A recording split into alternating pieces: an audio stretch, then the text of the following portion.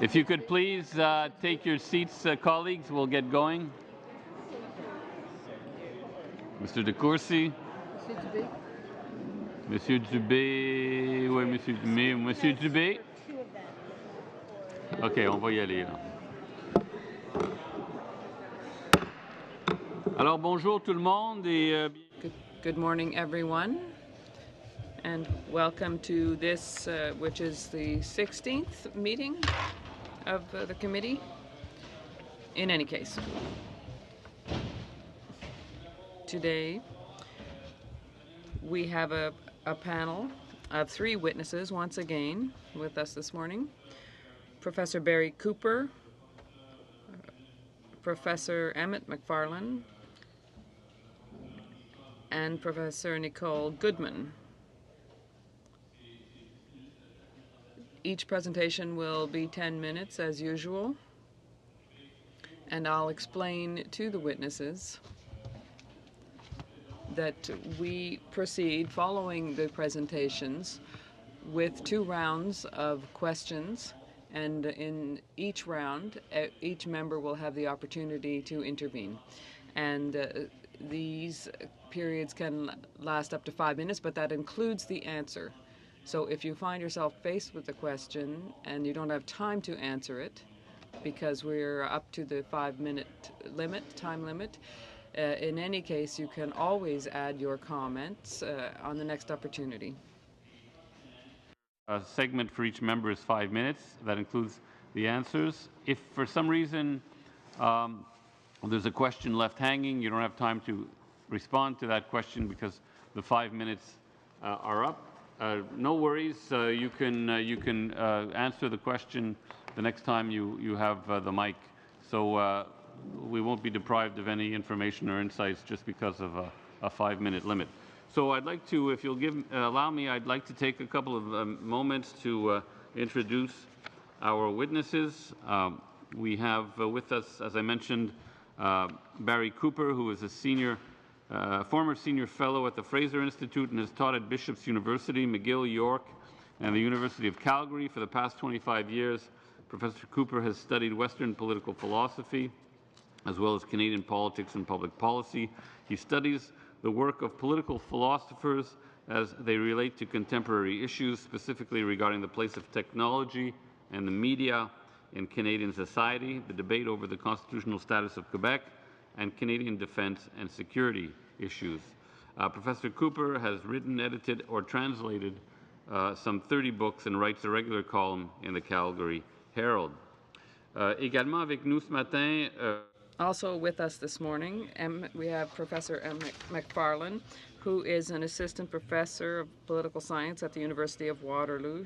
His current research focuses on legislative responses to court rulings and the Constitution. He has also advised the Canadian government on the reform process for the Senate, and Professor McFarlane's work has been published in the International Political Science Review, Canadian Public Administration, and the Canadian and other Canadian publications, also in the Supreme Court Law Review.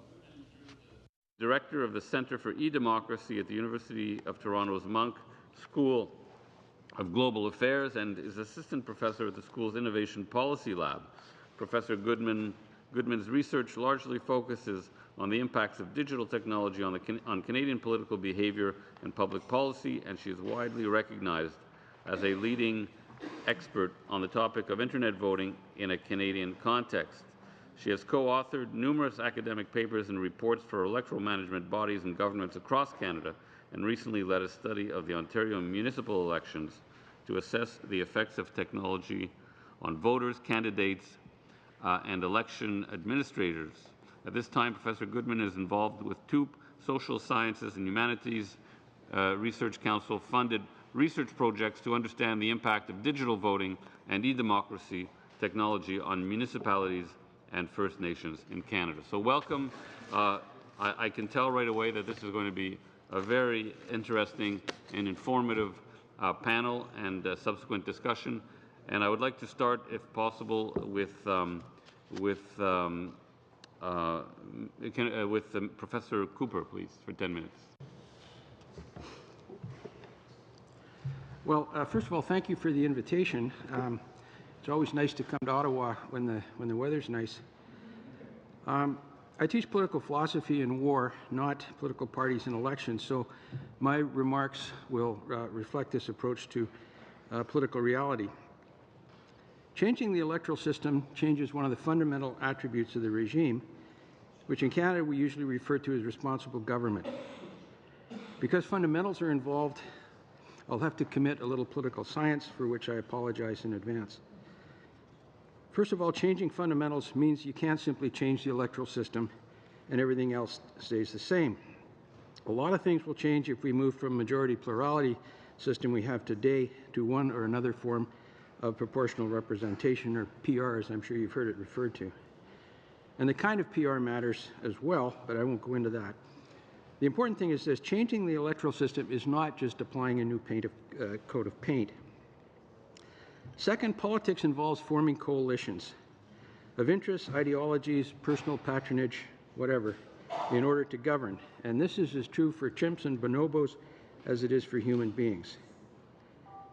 Parties part people in the sense of dividing them, but they also bring them together as they search for winning coalitions. Whatever the electoral system, whether plurality or PR, parties exist to form governments. That is their rational purpose, and not just to promote interests and ideologies. Interests and ideologies are often promoted by organizations other than parties, and are, within parties, often subordinate to forming a government.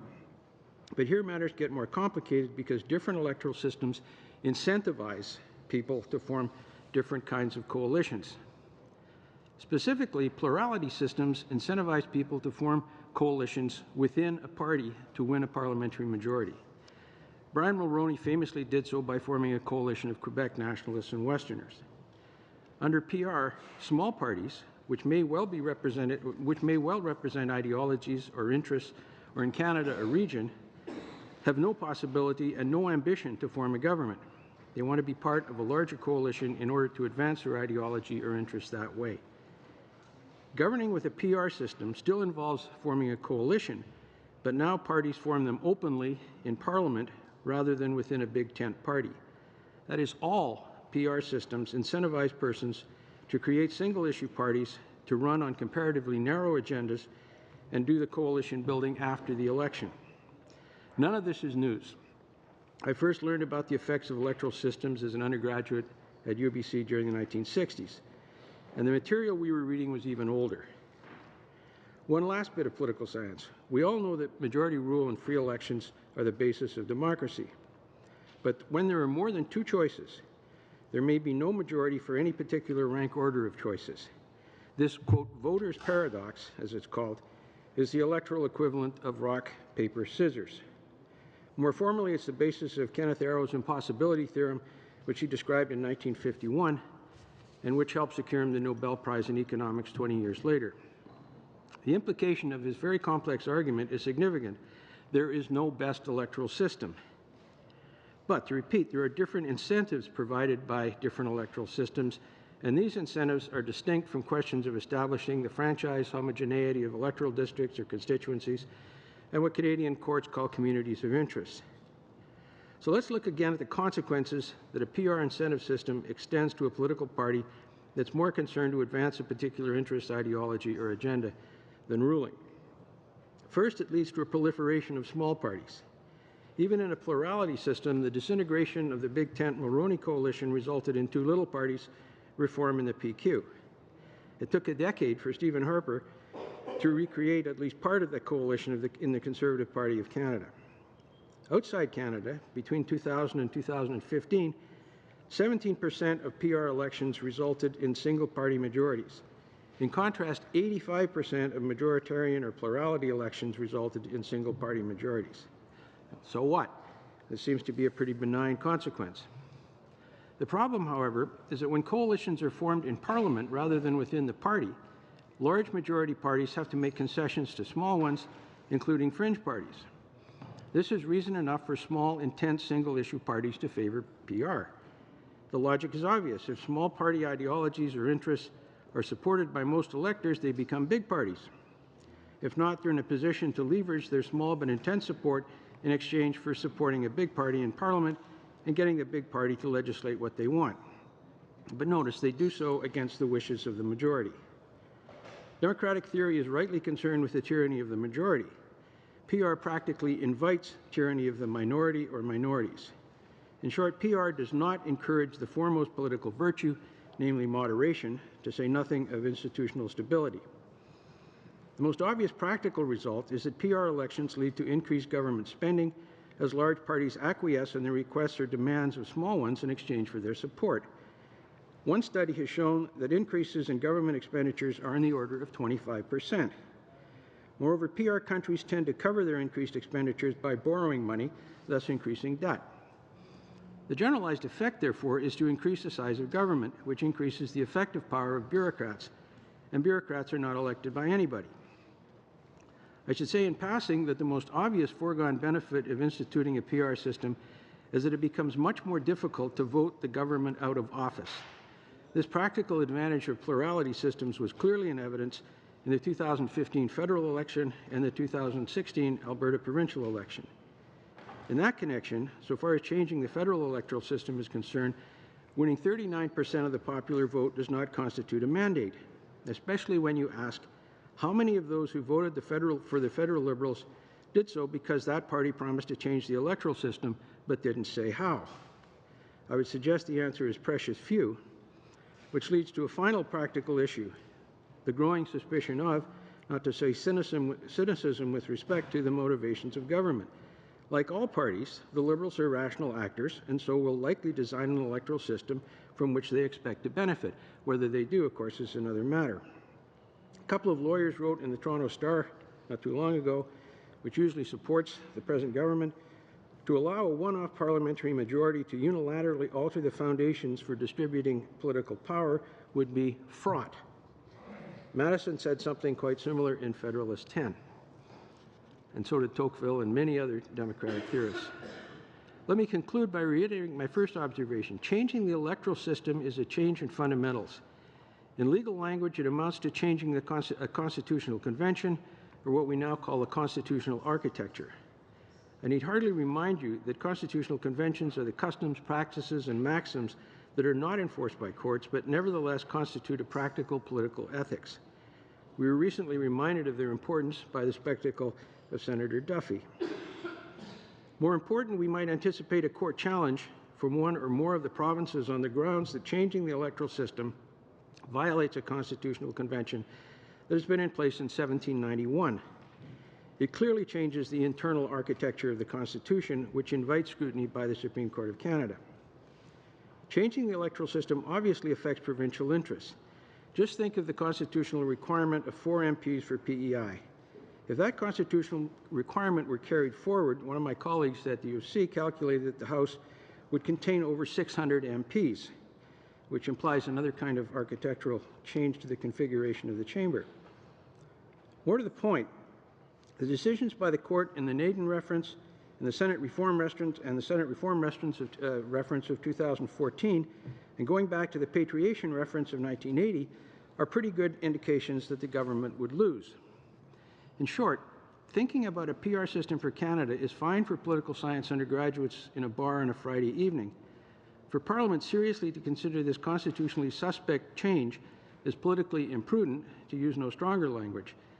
A lot can go wrong, and likely will.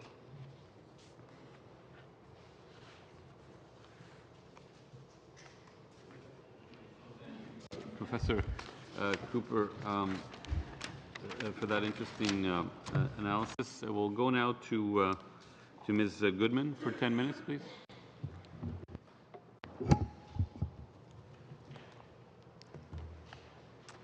Good morning. I'd like to begin by thanking the Chair and members of the committee for the invitation and opportunity to speak today and share my research findings and thoughts. Before I begin, however, I'd like to just let everyone know and draw your attention to the fact that the Centre for E-Democracy, which is an organization that's dedicated to generating, translating, and disseminating scholarly research findings about how digital technology is impacting our democracy and our society, is releasing a report that looks at how internet voting in local elections in Ontario impacted election stakeholders such as voters, candidates, and election administrators, and that report was released today on the Centre website. So thank you. I have structured my remarks to speak to the applicability of online voting with respect to the guiding principles of accessibility and inclusiveness, engagement, and electoral integrity. I'd like to make clear that when I am speaking about online voting, I am referring to remote online voting, which means being able to cast a ballot from a remote location such as work, home, or perhaps overseas. There are other types of electronic voting, such as from public kiosks or via electronic devices at a polling place. These latter options allow for tighter control by election officials and hence can minimize some risk. However, remote online voting offers electors improved access and has the greatest potential to reduce costs associated with casting a ballot. It is the only type of electronic voting reform that represents a substantial step forward in terms of voter access and convenience. Voting accessibility is becoming increasingly important for Canadians. Turnout in federal and provincial elections has experienced a general trend of decline over the past 25 years, notwithstanding a few recent increases which have to do with the contextual considerations in those elections. At the same time, however, voter turnout in the advanced voting period in the same elections has risen significantly. Why is this?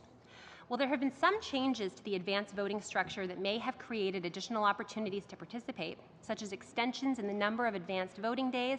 Generally, it appears to be part of a trend also mirrored in other advanced democracies, such as Australia and the United States, whereby voters are opting to vote in advance of Election Day. Voters in these countries are also using other remote voting methods more, such as voting by mail. In the recent Australian federal election, for example, overall voter turnout was the lowest it has been since compulsory voting was introduced in 1925, yet advanced participation at the polls was around 24%. This is up 16.9% from 2013 and 8% in 2010. Taking into account votes cast by mail, about 34% of the votes in that election were cast before Election Day. The fact that voters are so readily making use of the early voting period and other remote voting methods signals that the contemporary voter wants options, or rather choice and convenience for voting. There is also evidence that improvements in access can address some of the reasons for non-voting from Elections Canada's Survey of Electors and Statistics Canada's 2015 Labour Force Survey. In recent elections, the frequency of the explanation of everyday life issues becomes the largest category provided by non-voters to explain why they did not participate. This includes rationales such as being too busy, out of town, illness or disability, weather conditions, or transportation problems. Online ballots can enable voting in situations of everyday life or health issues. These reasons for non-voting should be on the radar of the committee in their consideration of voting reform. Access can be particularly important for special groups of electors, such as citizens abroad or military overseas, persons with disabilities, young people away at post-secondary schools, the elderly, and members of Indigenous communities. 10 countries presently have active internet voting programs, and 5 of these initiated the reform to improve voting access for citizens or military overseas: Armenia, France, Mexico, Panama, and the United States. Jurisdictions that have implemented these programs seem content with the added access for voters, and as such, some have expanded the program to the entire electorate, such as Alaska. Should the government decide to adopt mandatory voting, for example, it would also be important to introduce reforms or measures to improve voter access to the ballot box, such as additional advanced voting days, vote centers, or remote online voting. Regarding the implications of online voting for engagement, first on turnout. A recent study of internet voting adoption in Ontario municipalities by myself and my colleague Leah Stokes, professor of political science at the University of California, Santa Barbara, finds that the voting reform increases turnout. Examining 5 elections from 2000 to 2014, we find that internet voting increases turnout in Ontario municipalities by 3%. These results are consistent with findings of other research on convenience voting reforms, such as voting by mail or early voting, and these studies find effects in the 2 to 4% range typically. Other voting reforms the committee is considering, which are larger changes, may not have much larger effects on turnout. Adopting a PR system, for example, can increase turnout by 5%, while compulsory voting laws show a much larger change, with an average increase in turnout of 7 to 16% in advanced democracies. However, even in places where mandatory voting is already established, such as Australia, for example, there is talk of further improving turnout. Voter participation is complex, and no one institutional reform will be the silver bullet.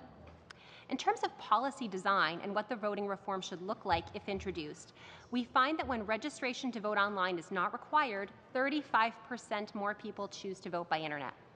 We also find that there is less uptake of online voting when it is offered in the advance voting period and not on election day. So if offered, I would recommend offering online voting on election day. A word about non-voters. Evidence in Canada and in other countries with established online voting programs, such as Estonia and Switzerland, shows that online voting brings some infrequent voters into the voting process. Particularly in Canada at the municipal level, there is evidence that people who previously were eligible to vote but did not were brought into the voting process when online voting was offered. Age and engagement. Online voting typically appeals to voters of all ages, though not disproportionately to young people, as is often thought. My research on Canada and findings from other countries, such as Norway, show that the youngest voters, those aged 18 to 25, are more likely to choose paper over online ballots, perhaps out of symbolism or a ritual for the first time participating. Emerging research from Switzerland finds that while older voters are likely to use online voting and remain loyal to the voting method, young people are more likely to try online voting once and then move back to paper ballots or back to abstention. So, older voters will use online voting, but it's not the solution to engage young people. Some final words about electoral integrity. Though security, authentication, and verification must be managed carefully, our lives are increasingly moving online. I am of the view that the modernization of government institutions is inevitable, and whether online voting is proceeded with or not, we are going to see technology creep into other aspects of the election process, such as voters lists, voter registration, and ballot tabulation. Thus, the government needs to give due consideration to research in this area and how voting technologies might apply to the unique contextual circumstances in Canada. The integrity of elections should be a foremost consideration of parliamentarians. While some changes may raise questions about the impacts of certain reforms, taking no action, a decision in itself, could also impact citizen trust and faith in elections and parliament. If online voting is implemented, its deployment should be carefully thought out, researched and trialed in a select area or with a particular group of electors prior to broader development. Finally, process is very important. Electoral reform is not something that can be rushed. It is much better assessed as part of a careful and deliberate process. While a trial would be a practical step forward and change is inevitable, large-scale deployment needs to be well-researched, considered, and planned. Thank you. Thank you very much. That was very rich in insight and I guess I could say the latest information. And also much of it seemed at first blush from where I'm sitting counterintuitive. So we're looking forward to really delving into what you said in more depth. Alors maintenant, on poursuit avec. Now we will continue with Professor Emmett McFarlane for 10 minutes. I want to thank the committee for the invitation to join you today. You'll forgive me if I am not as coherent as I could be, but we have a 2-week-old baby at home, and it turns out babies come with a big dose of sleep deprivation. So the brief I submitted to you addresses a set of disparate issues relating to electoral reform. It explains why there are no significant constitutional constraints on Parliament's authority to implement reform. It addresses the nature of proportionality and reminds you that while PR systems are designed to result in proportional representation in legislatures, they do not necessarily result in anything resembling proportional exercise of power. It cautions you about mandatory voting and asks that you consider whether mandatory voting is anything more than treating a symptom of a set of problems rather than dealing with those problems. And it presents an argument for why I believe political legitimacy may require, at the end of this process, a referendum to ensure that Canadians actually support whatever specific reform is advanced at the end of the day. But for my opening statement, I'd like to focus on how exactly evidence from social scientists and especially political scientists can assist you. As the committee has already learned, political science can provide important insights about the operation, impact, and comparative evidence regarding various electoral systems. However, there's no social scientific evidence that one can apply To assert that any particular system Canada might seriously consider adopting is more democratic than another, and this includes the first-past-the-post system. As Professor Jonathan Rose has told you, choosing between alternative electoral systems is a question of values and trade-offs. In my view, those who advocate for PR systems privilege proportionality and vote equity. Those who advocate for the status quo privilege efficiency, vote aggregation, and more direct or clearer lines of accountability. These values are all consistent with democratic norms, but are emphasized by varying degrees by different electoral systems. There's nothing less democratic about a system that privileges parties capable of obtaining deep enough support to win single-member geographic ridings. Nor is there anything less democratic about a system that seeks to ensure seats allocated in a legislature reflect popular vote shares. Misleading rhetoric about the various electoral systems may cloud our ability to properly identify these trade-offs that are associated with each system. Accusations that first-past-the-post produces false majorities, for example, risk misrepresenting that system entirely. It certainly looks like a false majority is produced if one frames the system entirely on the basis of national vote shares. But that's not what the existing system is meant to do. In first-past-the-post, the system is effectively consisting of 338 separate electoral contests with a seat at stake in each one. A party that wins a majority of those contests is not winning a false majority. Canadians might reasonably prefer this simple geographic form of representation. Similarly, accusations that PR systems bring inherent instability are not supported by the comparative evidence. Nor is there any evidence that Canadian political parties or the political culture within Canada or its parliament are somehow incapable of adjusting to a system that more readily produces minority or coalition governments. It has therefore been disappointing, quite frankly, to see some of the expert witnesses appearing before you make normative assertions about the democratic validity of certain systems over others. These may be informed opinions, but they are grounded in normative preferences, ideology, and yes, even partisanship. And this is not to say they are illegitimate or somehow not valid. Rather, I would argue that you could make a valid normative case in favor of any major electoral system, including the status quo. The question becomes who gets to make the final call. And with respect, political parties have too much self-interest to be trusted with the end decision. There is already sufficient anecdotal evidence that the parties each of you belong to are already entrenched in their views about the outcome of this process. It would be absurd, especially considering the very arguments against first-past-the-post, to enact an electoral system against the wishes of a majority of Canadians. The government's campaign promise gave it a mandate to pursue reform, but they do not provide a mandate to enact any particular electoral system. An electoral change is not like any other ordinary legislation. Canadians should have a say in the design of the fundamental thing that links them to the state. I'll leave it at that. Thank you. Thank you very much, Professor McFarlane, and congratulations on the new arrival in your home. A lack of sleep does not seem to have blunted your acuity and the clarity of your comments. So we'll proceed to the first round with Mr. Aldag for 5 minutes, please. Great, thank you. Professor Goodman, I'll start with you. We've had some discussion on online voting. And first of all, I'd like to thank all three of you for being here today. I'm sure that you'll all have lots of questions as we go through the rounds. I'm particularly interested in the online voting work that you've done, and I was actually able to retweet the link to the report that was just released, so hopefully everybody out there watching us will get to review that material. From some of the witnesses we've heard already, the concern of security comes up. You know, there's this real cautionary note has been given to us to be careful. You know that that our electoral system needs the trust of Canadians. And so, in your studies, could you speak to some of the issues, how other areas are dealing with these security concerns, how they're addressing it?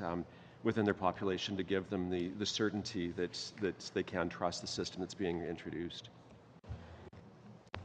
Thank you for the question. Yeah, so security is certainly, a major argument against online voting, and certainly a lot of jurisdictions that have looked at implementing it have delayed or stalled or not moved ahead with pilot projects because of concerns around security. But internet voting has been used in numerous jurisdictions, I think over 20 jurisdictions now in the world. And the biggest concern reported from authorities that have well-entrenched programs, such as Estonia, for example, which is the only country to deploy internet voting in a national election, they're more concerned about perceptions of security and how that might hurt things as opposed to actual attacks. And I think what you find when you do surveys, particularly in countries like Canada that have high internet penetration rates, is that the public is very accepting of the internet and they want to see more and more services online. I was recently attending a conference where someone suggested that, even if there was an issue, like there's issues with online banking, but people continue to bank online. I'm not supporting that or, saying that's right, but there seems to be an expectation among citizens today that we should have services online, and that, those other concerns should be mitigated. I'll take the comment about the online banking. That's something that's come up in our discussions with previous witnesses, and one of the concerns there the comments was given to us is that in the case of online banking, if you're hacked and you lose your money, there's insurance, there's things to cover it. There's not that same kind of insurance with a vote. And, so are you seeing in conversations in areas that have done this, how do you give people that confidence? Or how do other jurisdictions give people the confidence? Or is it, I think you indicated that we should start slowly, try with a test population. Does that give the population the confidence? I'm curious, Alaska, I think you said, started off small and has rolled it up to the entire population. So, have you studied the steps that they took to get there and reactions within the population as they went over that rollout, and what does that look like? Yeah, so in a lot of jurisdictions, you'll see them start it with a pilot and then they'll move up from there. So even in Estonia, for example, they started in local elections and then they moved up to national and European parliamentary elections. In Switzerland, you saw sort of a same trend. Typically when you're starting out, do a lot of research, come up with a system that works for you. What they have in Estonia, which I can maybe speak to a little bit more later, is maybe not something that would work financially in Canada because Estonia is a very small country, so everyone has a digital card, and that card is your bus pass, your bank card, it's everything. So it's not something that you easily want to just share. It's not something I would share with Professor McFarlane, for example, because it has all of my information on it. The media and candidates and voters, those people have been brought into the process as they're implementing, so making sure that there's lots of education and outreach, that is key to getting stakeholders on board and really important to have an open and transparent process. Having public information sessions about how the technology works and having people test it out and try it out and see if they like it. And one last point is to make it available to maybe a special population of electors first. So you see in quite a few jurisdictions, like I mentioned, it's available to expats or military overseas or another special group or a special area. And then once they've worked out the kinks, they do larger deployment. Thank you. We're at almost at 5 minutes, so we'll move on to Mr. Reid. Thank you, Mr. Aldag. Thank you very much. I found all three presentations very interesting. I will, however, be directing my questions to Professors McFarlane and Cooper simply because you are on fundamentally a different topic than Ms. Goodman. I wanted to start with, I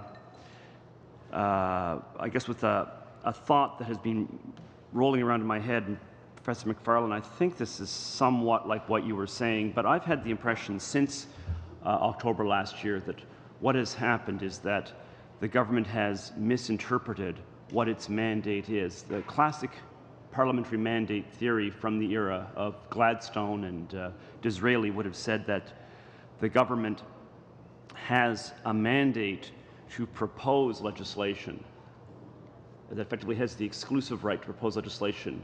In those days, if Disraeli, for example, had a minority in Parliament, he would still, having control of the executive, have the exclusive right to propose legislation as government legislation. Gladstone in opposition would not, and Parliament would make the decision. And they seem to have made the assumption that the modern version of this is that if they've got a majority, regardless of the percentage of the vote, everything they bring forward, they have the right to simply push through. Whereas I would say that the proper modern interpretation of mandate theory ought to be they continue to have the exclusive right to propose any electoral system they think is appropriate, but that ultimately it is the people who ought to have the final decision by means of a referendum. Do you think I'm right in saying that the government does have a legitimate mandate to propose whatever system it thinks is best, but not to proceed beyond bringing that forward to the people for the final decision? Yeah, I mean, I don't want to get into suggesting that a political party can't make whatever promises and frame those promises however it wants. And quite frankly, in a system of responsible government, if the government can pass constitutional legislation, good for it. My concerns relate to the political legitimacy of those decisions. And I think had the government actually promised a specific electoral system, it would be on safer ground with regard to that political legitimacy question. I think the nature of the promises, that this would be, 2015 would be the last first past the post system, we will consult and pursue reform, I think that clouds the extent to which you can claim a direct mandate from the people. And I think I do think there are other reasons why Canadians need to be consulted via referendum. I just think the mandate, the nature of the promise is what I think runs into some difficulty in terms of political legitimacy. Right. I've been frustrated. I've made this point to the minister that she says, well, we'll sit back and wait for recommendations, and then we will choose which of those recommendations and then proceed forward, presumably without a referendum, although she's a bit vague. It has seemed to me she's got it backwards, and I've said to her, look, you make the choice, you decide what is right, and then present it, and it's the people who should make the decision, rather than, as we're doing now, essentially we go out and we say to the people of Canada, what recommendations do you make so that the government can make the final choice? Do you see what I'm getting at? That it seems to be almost a reversal of the way the system would best function, whether from a democratic point of view or simply from the point of view of coming to a practical, workable system. Yeah, I mean, I am a bit torn. I'm not a fan of referenda generally. I do see electoral reform as an exceptional case. So I wouldn't want governments to have to deal with every policy decision in a way that, well, we're going to make our decision, then we're going to present it to the people, and we're going to constantly have plebiscites. But I think there's something particular about electoral reform, and that's inherent in a value proposition about what system we ought to have. And so I don't think a referendum can replace any of the process of actually arriving at a potential alternative. But I have yet to hear a convincing argument against a referendum in this case. Why, especially given the arguments against first past the post and the nature of government power under that system, why we ought to push through or potentially push through a system without knowing that Canadians don't prefer the status quo. Thank you. I'll wait for the next round for Professor Cooper because I see I'm out of time. Thank you. Monsieur Boulris. Thank you very much, Mr. Chairman, and welcome to today's witnesses. Yes, I'll give you a moment to put on your earpieces. I'll begin with Ms. Goodman. Among many of our voters, there's a great temptation and even a demand for online voting. Many people stop us in the street and say, we're in 2016, why is this not being done? And an example they give is that I can pay a bank bill on my telephone. Why can I not vote in that way?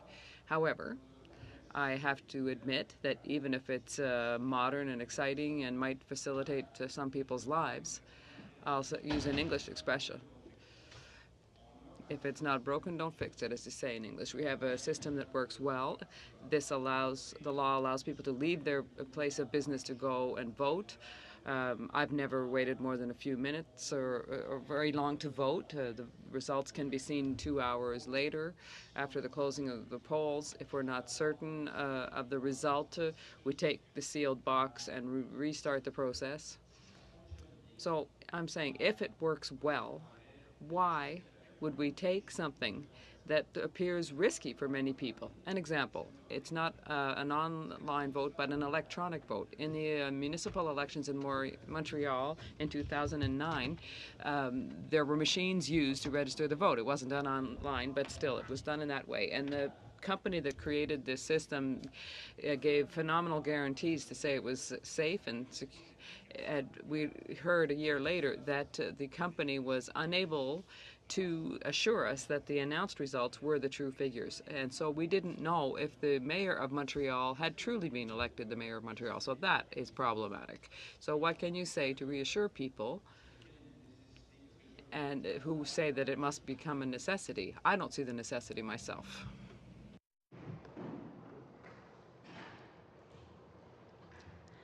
Thank you for the question. To start to respond, I'd just like to say that electronic voting or electronic voting machines are very different from internet voting. But you typically see the two conflated. People point to the 2000 election and what happened there as an argument against internet voting. But I'm not here today to necessarily advocate for internet voting or say that it has to be implemented. But my view is that our political institutions are modernizing. And if we don't see internet voting now, we're going to see technology in other aspects of elections. So the United States is a great example because they're a country that has been extremely cautious. Yet you see 32 states now using the internet for voter registration. And it's having a great impact. So I think we'll see the technology creeping into voters' lists, to registration, and we already see it in ballot tabulation in a lot of areas. And so I just think it's important for the government to flag this, put it on the radar, and start doing research now so that maybe in 5-10 years when you decide, hey, maybe it is time now to implement it, that there's the framework in place and it's not a rushed process. In the UK in particular, they really tried to rush their trials and pilots, and it didn't work out well for them. Yeah. Parce que si on veut Because if we want to use online voting to increase voter participation, Mr. Jensen, Professor Jensen, who was with us here yesterday, said that, in fact, the people who use the internet, the people who are most likely to vote online, are already people who are online. There are people who are already interested in politics with a higher level of education and income, people who are better off. They're the ones who vote already with a paper ballot. So is there some demonstration of any fact that online voting could increase voter participation, whereas people who don't vote are often the more marginalized people in our society and who probably wouldn't be very comfortable using online voting technologies? Yes, so Professor Jansen's comments are correct in that when we look at who is the average internet voter, so who uses internet voting the most in countries, in Canada at the municipal level and also in other jurisdictions, it is typically people that are older, people that are wealthier, and people that are more educated. But this is interesting because it sort of speaks to this digital divide. A lot of people say, oh, older people won't make use of online voting because they have lower digital literacy. So we see this isn't true. When older people have, lower internet voting use, or internet use, for example, or familiarity with computers and the internet, they're still just as likely to make use of internet voting. So that's somewhat reassuring. In terms of just a couple more seconds, please. Okay. Another point. We have seen it improve access for special groups of electors, such as persons with disabilities. It's being used in many First Nations communities, and hopefully I'll have the opportunity to speak to that. Thank you very much. Monsieur Sainte-Marie, s'il vous plaît. Mr. Sainte-Marie. Good morning. Thank you for your presentations. My question will be for Mr. McFarlane primarily, but I would also like to have Ms. Goodman and, of course, Mr. Cooper's comments as well. Canada is a federation and not a legislative union. The basic idea at the outset was to guarantee minority peoples such as mine that their rights would be respected, and so they would not find themselves drowned out in the majority. The current system has mechanisms that offer methods of protection. In your opinion, if there was a reform of our voting system for a proportional, mixed member proportional system rather, what would be done to guarantee the respect of minorities?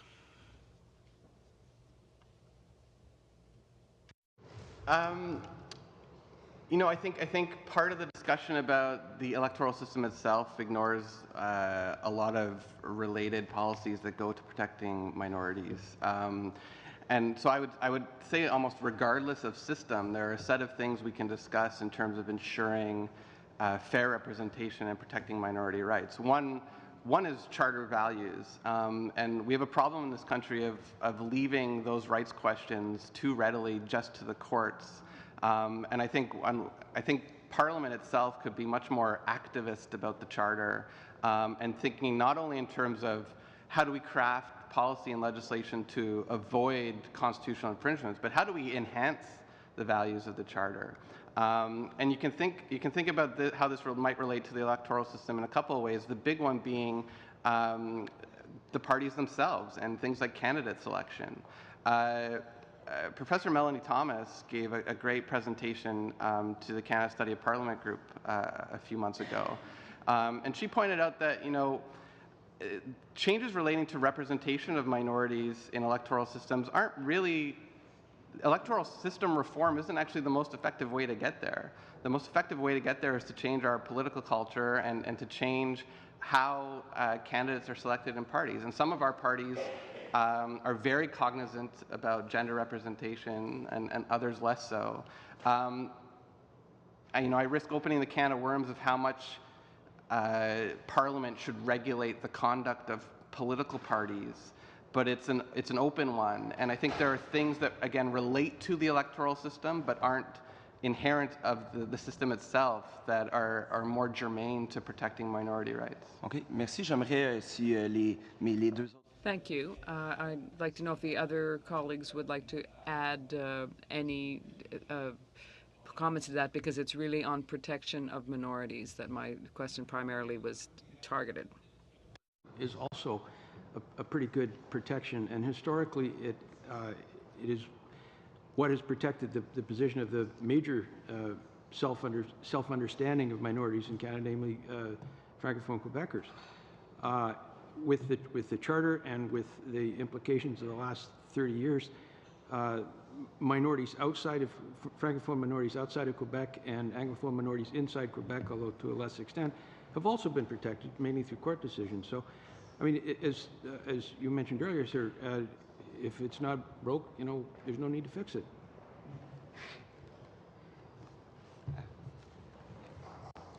I would agree with Professor McFarlane's comments. OK. Merci. Il me reste combien de temps? How much time do I have left?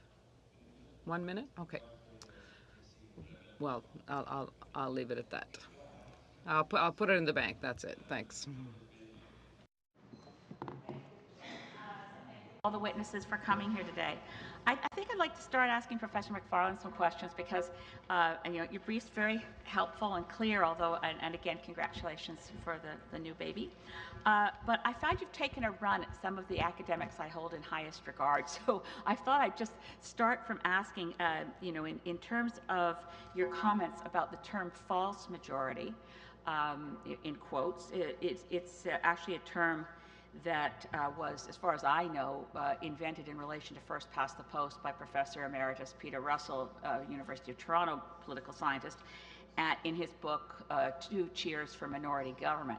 And I was wondering if you're familiar with the larger context in which he has coined that term, false majority, to describe a government in place with the vast majority of seats, but with a minority of public support. Yes, I too hold Peter Russell in the highest esteem. He's an academic hero of mine. I'm not sure who originally coined the term false majority.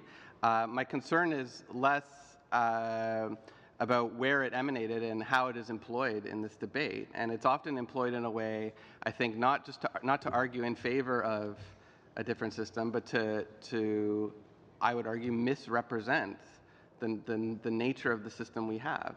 Our system is simply not intended to translate the national vote into equitable shares of seats. It's a different system.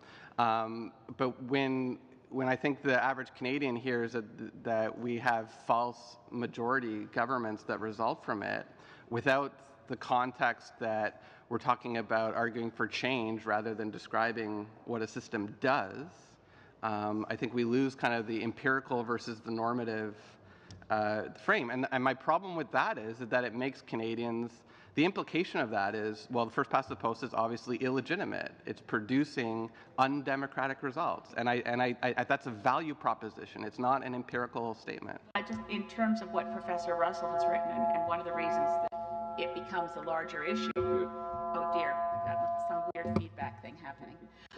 In terms of what Professor Russell's concerned, this is very strange. Can I get a little bit more time to make sure I can ask a question? Okay. Okay, have we solved the technical issue? Okay. In terms of what Professor Russell was saying is, in a context, I would agree with you entirely if our system of parliament was members of parliament who weren't held by party discipline. But in effect, a false majority, particularly, and this is, again, I'm paraphrasing Professor Russell, Canada's, and of course also Professor Denis Savoy, that our system of Westminster democracy, more than any other Westminster democracy, creates power in the executive, and the Prime Minister has more power relative to our system than a US president has in their system, or a UK Prime Minister, or Australia Prime Minister, or so on. And that's why there's a question of legitimacy when 39% of the votes translates into control of the executive and the legislative. Would that be a concern of yours at all? Yes, absolutely. But I think my point was that a lot of people don't frame the debate that way. And I'm not accusing Professor Russell of misrepresenting anything. I think the way the term false majority is frequently thrown around is used in a less, or rather more disingenuous way. And that's my only concern. I think there are, as I said, legitimate arguments in favor of pretty much any major electoral system. Okay, I'm taking that point. I want to switch to Professor Cooper. I've read with interest your piece. Oh, I've read many of your pieces over the years, good heavens. But don't always agree with you. We can discuss climate change and the connection to fossil fuel burning on another occasion. But this is right now, Electoral Reform Committee, I remind the members. But the piece, which I think is very relevant, is your piece from April, Don't Hold Your Breath Waiting for Alberta's Right to Unite. Our colleague and fellow member of this committee for the moment, Jason Kenney, is very keen that you be wrong. But it goes to the heart of the problem with first past the post. In your comments, you said that with proportional representation, we'd have a proliferation of smaller parties. But your example actually came from first past the post and the splintering of progressive conservatives and reform and the bloc. And I just wanted to ask you if you can cast your mind back to the 1993 election, whether you have any concerns that the country wouldn't have had better representation had we not had a first past the post system that for 16% of the vote for progressive conservatives gave them 2 seats, 6.7% of the vote for the NDP gave them 9 seats, and the previous election, the progressive conservatives with 43% of the vote, it had 169 seats. Does this in any way create, in your interest of voices on the right not forcing themselves to unite in order to get the kind of parliament that the voters would want? Do you have any cause of concern about first past the post perverse results? Well, as I said in my earlier remarks, and as Professor McFarlane said as well, there's no best system. And I think that Peter Russell would agree with me. I mean, I've known him for a long time. And this is kind of conventional wisdom. Now, and the examples you gave there are anomalies that whether you're a conservative or not, you might regret. But surely that is up to the parties. It's not up to it's not a function of the electoral system. What happened with the disintegration of the Mulroney coalition, in some respects, was foreseeable, and you can, like it or not, but I don't think it had anything to do with the electoral system, and it righted itself. It just took a long time, but it righted itself. Okay, thank you. We'll go to Ms. Sahota now. My first questions, if I get through those, then I'll have ones for everyone, but my first questions are for Ms. Goodwin. Online voting seems to be where we're headed in the future, as you say, and a lot of experts have said, but there's been concerns about the integrity and us not being ready. But it's hard for me to fathom. I'm thinking that the issues that we have with the internet are ones that anybody in the world would have regarding the security. So can we get into the case of Estonia and how they accomplished online voting there, and how are they doing with the results, and have they been able to keep the integrity of their system going? Have they been able to keep, the integrity of their system? Integrity of their system. Intact. Yeah, so thank you for the question. So Estonia is a much smaller country. They have, I mean, I can't speak, I'm a social scientist, so I can only speak to the security a little bit from what I've studied, but they have a really robust system in place in terms of authentication. And since 2013, they've been working on verification as well. So you mentioned electoral integrity. There have been a couple of instances where the integrity of elections in Estonia have been called into question that I think are important to highlight. So one was in 2011. There was a student who claimed that he could tamper with the system by using election rigging malware.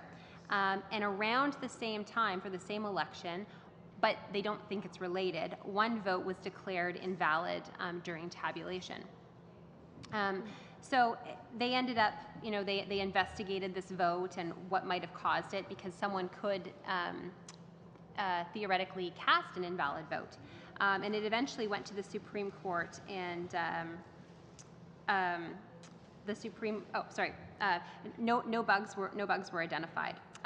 The student issue, he wrote to the National Electoral Commission and to 3 major newspapers, and it eventually went to the Supreme Court, and they dismissed the appeal, arguing that although the student was an Estonian citizen and he could be subject to voter disenfranchisement attacks, he knowingly put the malware on his own computer, and his rights were not violated. Shortly after that, one of the other political parties also filed an appeal to dismiss all of the votes in the election, and that was also dismissed by the Supreme Court.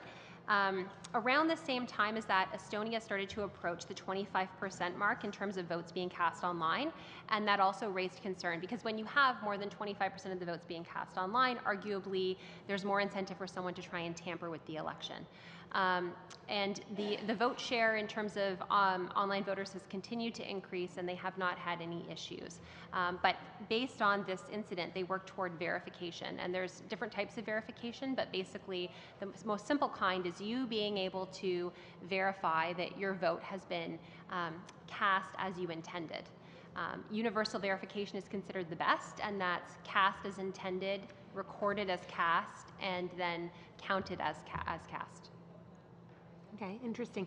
Do you have any, since we don't have any other national examples, or examples for national elections, do you have any examples of municipalities or provinces that you can point to and how they kept intact the integrity of their system? Yes. So internet voting is used the most in Canada at the municipal level than anywhere else. 97 municipalities in Ontario used it in 2014. There are a myriad of different approaches that they use because they have some autonomy over what they can do. Larger municipalities such as Markham, Halifax, and Nova Scotia, for example, typically use 2-step approaches, which requires the online voter to register first. We know that this lowers uptake, less people will use it, but there is an argument that that adds an additional measure of security. However, if the federal government were going to implement online voting, I think it would be really important to look at how you were going to authenticate the voter. And you may choose to use something that's a little bit more rigorous than municipalities use, but authentication is one area that would have to be worked out. And you could certainly look at Estonia and Norway have the most comprehensive systems out there, although it's been discontinued in Norway. And then verification would be the second piece that you would want to look at. Why was it discontinued in Norway? Political considerations. Partially, turnout didn't increase necessarily, and a lot of political parties, particularly conservative parties, no offense meant, typically don't like online voting because they think that it's going to encourage Liberal supporters to participate and a lot of young people, and that's just not true. Merci. Alors, on va donner la parole maintenant à Monsieur. Thank you. We'll now give Mr. Richards the floor. Direct at least initially, my questions to Professor Cooper. in your comments thus far, you've had an opportunity to discuss the fact that your strong belief that there's no best electoral system, and certainly talked about the merits and disadvantages of different systems. I wanted to just focus in a bit more on referendums and the importance of seeking a mandate, or seeking the opinion of voters on any change that the government would seek to undertake. And I saw in July that you wrote in the Calgary Herald that, and I quote, "The Liberals have neither political mandate nor constitutional right to change the electoral system without a referendum." So I wanted to just ask if you could expand a bit on that and the rationale that you have for making that statement. Well, let me say at the start that I'm not a big fan of referendums, kind of like Professor McFarlane said. But this is an extraordinary kind of legislation. And there is a problem of legitimacy. I mean, this is not just idiosyncratic opinions of the two of us. I think your common sense will tell you that if you're changing the rules of the game, the fundamental rules of the game, you have to make sure that the major players, namely the people of Canada, approve of it. Now, having said that, what are the available ways of securing that kind of legitimacy? And a referendum or another election, I suppose, where that is the sole issue, it's kind of like the free trade election was, a generation ago. That might be one way of doing it, but it's unlikely that the government of Canada is going to go to the people on changing the electoral system. I mean, it's a sort of second best alternative. The problem is that when provincial, Ontario, PEI, and BC, I think, have considered changing their electoral systems, they've had referendums, and they've all, the proposals have all been defeated. Which would, if I were advising the Government of Canada at the moment, I would say that's probably not such a hot idea, because you're likely to be courting loss. And yet, how then are you going to get legitimacy for this really basic change? And I think it's a dilemma. I don't like referenda, but that would be one of them, and the most obvious. Sure. And I mean, understood that the three previous examples of referendum on electoral reform in those provinces led to the reform being defeated. But would the fact, and the Prime Minister's kind of stated this, that he believes that a referendum would lead to, most likely lead to a defeat. But is that a reason to avoid one? Does that mean that the government should proceed without seeking the will of the people, or is it actually a good reason to have one? So to avoid having one political party or even a number of political parties impose something on the Canadian people that maybe they don't want to see. I mean, that's an excellent question. I don't think there's a clear answer to it. I think once the government has opened this question, the consequences, I don't think they considered that seriously. But certainly this committee has heard from a lot of witnesses indicating that there are a lot of implications that perhaps the government did not have in mind or even considered when they suggested that the Parliament should change the way it creates itself. Okay.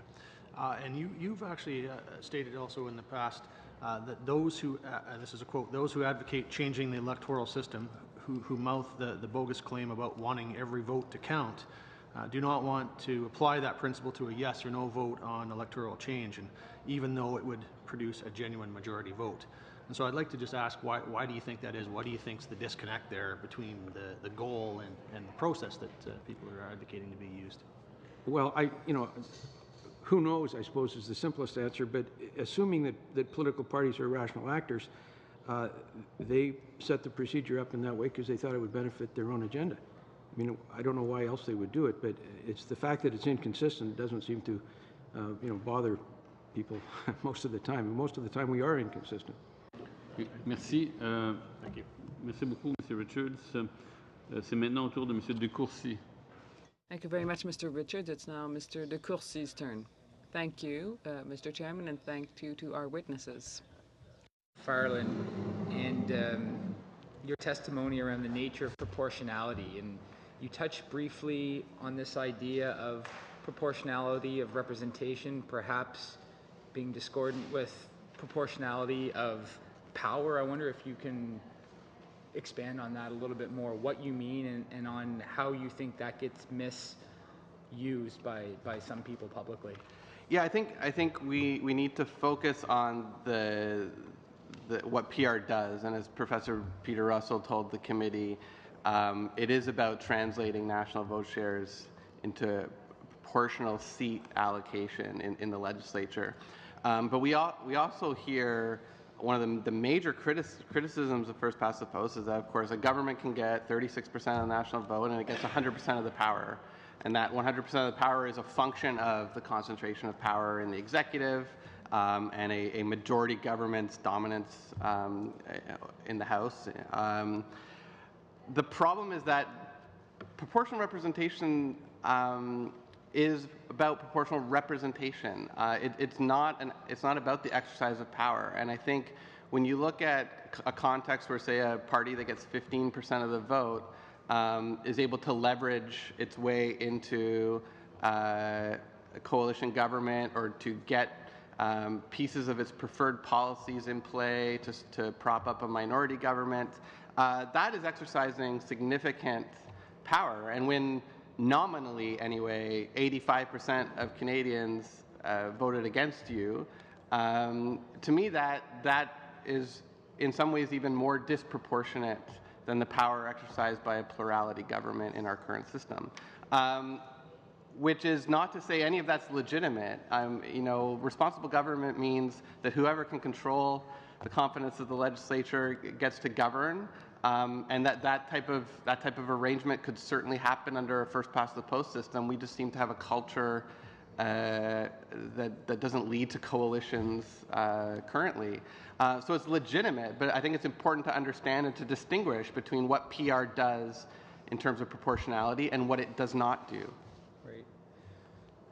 I'm reminded again about the conversation we've had with plenty of witnesses around the idea of trade-offs of values, and you talk a little bit about misleading rhetoric around different electoral systems. As we prepare to embark to head across the country to meet with Canadians, what advice do you have for us to best lay out the options in front of Canadians in the most genuine and honest way possible so that they understand on balance the potential trade-offs that different systems will have? Yeah, and I think it's a bit of a mental exercise of ensuring that we talk separately about what each system does in practice, the empirical, and our normative arguments about each system. And the normative arguments about each system are the criticisms that one might make about the effects of these different values that each system has. And so when we talk about, and some of those criticisms are more or less empirically valid, right? I'm not sure the comparative evidence tells me that PR systems are inherently unstable. I think you really have to cherry pick a couple of countries to be able to make that claim, whereas many of the PR systems, the countries are perfectly stable, the systems are stable. But on the flip side, if you have an argument like, well, PR systems tend to have the capacity to produce more narrowly interested, more ideological, and even extremist parties, we do see evidence of that, and we have to separate fact from fiction. But I think the starting point is speaking to Canadians about what each system actually does, what it looks like, how it works, what the effects are empirically, and then we can get into the debate about values when it comes down to looking at these alternatives and how are we rank ordering the values. Is proportionality and vote equity at the very top? Then we might look at MMP or STV systems. Are we concerned about accountability? That might fog things up a little bit. But I think we have to be very clear about separating the what is from the what should be. Merci. Monsieur Dubé. Thank you, Monsieur Dubé. My first question is for Professor Cooper. And in fact, in regard to the idea of the building of coalitions or the creation of coalitions between parties. Yesterday, one of the witnesses said, and I don't have the quote before me, but said something that, like, it would be interesting in a proportional system to see really what the negotiation is, whether it's at a party convention or even less transparently at a caucus or in a public forum. So I have difficulty understanding why what you'd say that one proposal you made would be better than another. The big tent parties would be better. So I don't know. In principle, the result should be the same, whether it's an interest group within a caucus or in another situation. The only difference is that it would, in one example, be done in public. So I'd like to hear your comments on that. The main difference between interest groups operating within a party and interest groups negotiating in Parliament is because of party discipline. Interest groups negotiating within a party to form an intra-party coalition generally do things in private. When you have parties that owe their existence in the House of Commons to a very specific and, let us say, narrow agenda, everybody knows what that particular party will want, and they will therefore be looking to a larger party, whatever it is, to see how great the concession the larger party will make to the smaller one. I mean, that's the difference in the way that the style of negotiation goes on. And that's important because, well, for two reasons, I think. There's always going to be discontent in the electorate, and there's always going to be discontent within big tent parties. But they're not always solutions to these discontents. And the point of party discipline is it's able to stifle what you might call irrational discontents, people wanting things that are impossible, or unlikely or contentious. With smaller parties that are composed of let's say, true believers who are less willing to compromise, who are not subject to party discipline, they have no reason to compromise. I mean, we've seen this most obviously in the United States in the last 15 or 20 years, but I think it's also true in Ottawa. Compromise is not a bad thing. Sure, I guess if we look at, isn't that what PR is encouraging though? I guess what I'm saying is when you talk about party discipline, right now a good portion of the electorate sometimes gets frustrated with party discipline, but it's established in caucus, in private, whereas in a PR system you'd be forcing parties to have that negotiation in public. Would that not restore some credibility and some faith in the electorate, and that at least then they know why a vote is being held a certain way, or at least that negotiation is taking place much more transparently. Again, not perfect, but certainly better than an alternative, perhaps. Well, I guess if we are given a new electoral system that deals with PR, we'll find out. But it seems to me that there's at least as great a danger in an incredible deadlock. Okay, fair enough. Professor McFarland, I had a question for you as well, just going back to sort of that question of the intention of the system and sort of how it can be misrepresented sometimes when people are using certain rhetorical tools like false majorities and stuff. I guess my question is about the fact that in this day and age with the 24-hour news cycle, with social media, a lot of people kind of buy into this idea that they can vote for a party or a party leader, and they kind of forget the aspect of the local representative. And sometimes it's not a question of being ignorant of the system. It's just party discipline or whatnot. People feel that that's what they're doing. They're selecting a representative for a party and sending them off, and they're going to toe the party line. So when we talk about misrepresenting the system, is the system not already misrepresented in the way people vote anyways? And for first past the post, because the importance of first past the post is geographic representation, but that's not how some people are voting. So are we not getting false majorities just because people aren't necessarily voting the way the system intended them to? with strategic voting and whatnot. Unfortunately, we're right at 5 minutes, sorry. so perhaps you could include the answer in a further comment. Monsieur Deltel. Mr. Deltel. Thank you, Mr. Chairman. Welcome to the witnesses. Mr. McFarlane, you said earlier that you're not a big fan of referendum. Good point. But you say, but this is an exceptional case. Why is it so exceptional for you? I think unlike most technical pieces of legislation, this is something that will actually affect all legislation because it will change the composition of the House of Commons. I think the fact that elections serve as the primary link between society and government makes it exceptional. And I think given the Supreme Court's recent and further articulation of the idea that there is a constitutional architecture, even though the electoral system is not laid out in the constitutional text, it is of constitutional significance. And that may mean, although we are not clear from the jurisprudence, that may mean that electoral reform is a change of a constitutional nature. I happen to think if a formal amendment is required, as it is under reapportioning seats, it's something that Parliament can do itself. But that constitutional nature is something else that kind of adds to the exceptional nature of electoral reform. Yes, but the point is that we just by an amendment, we can amend the law, opening the door to have a referendum on electoral reform, and everything will go on.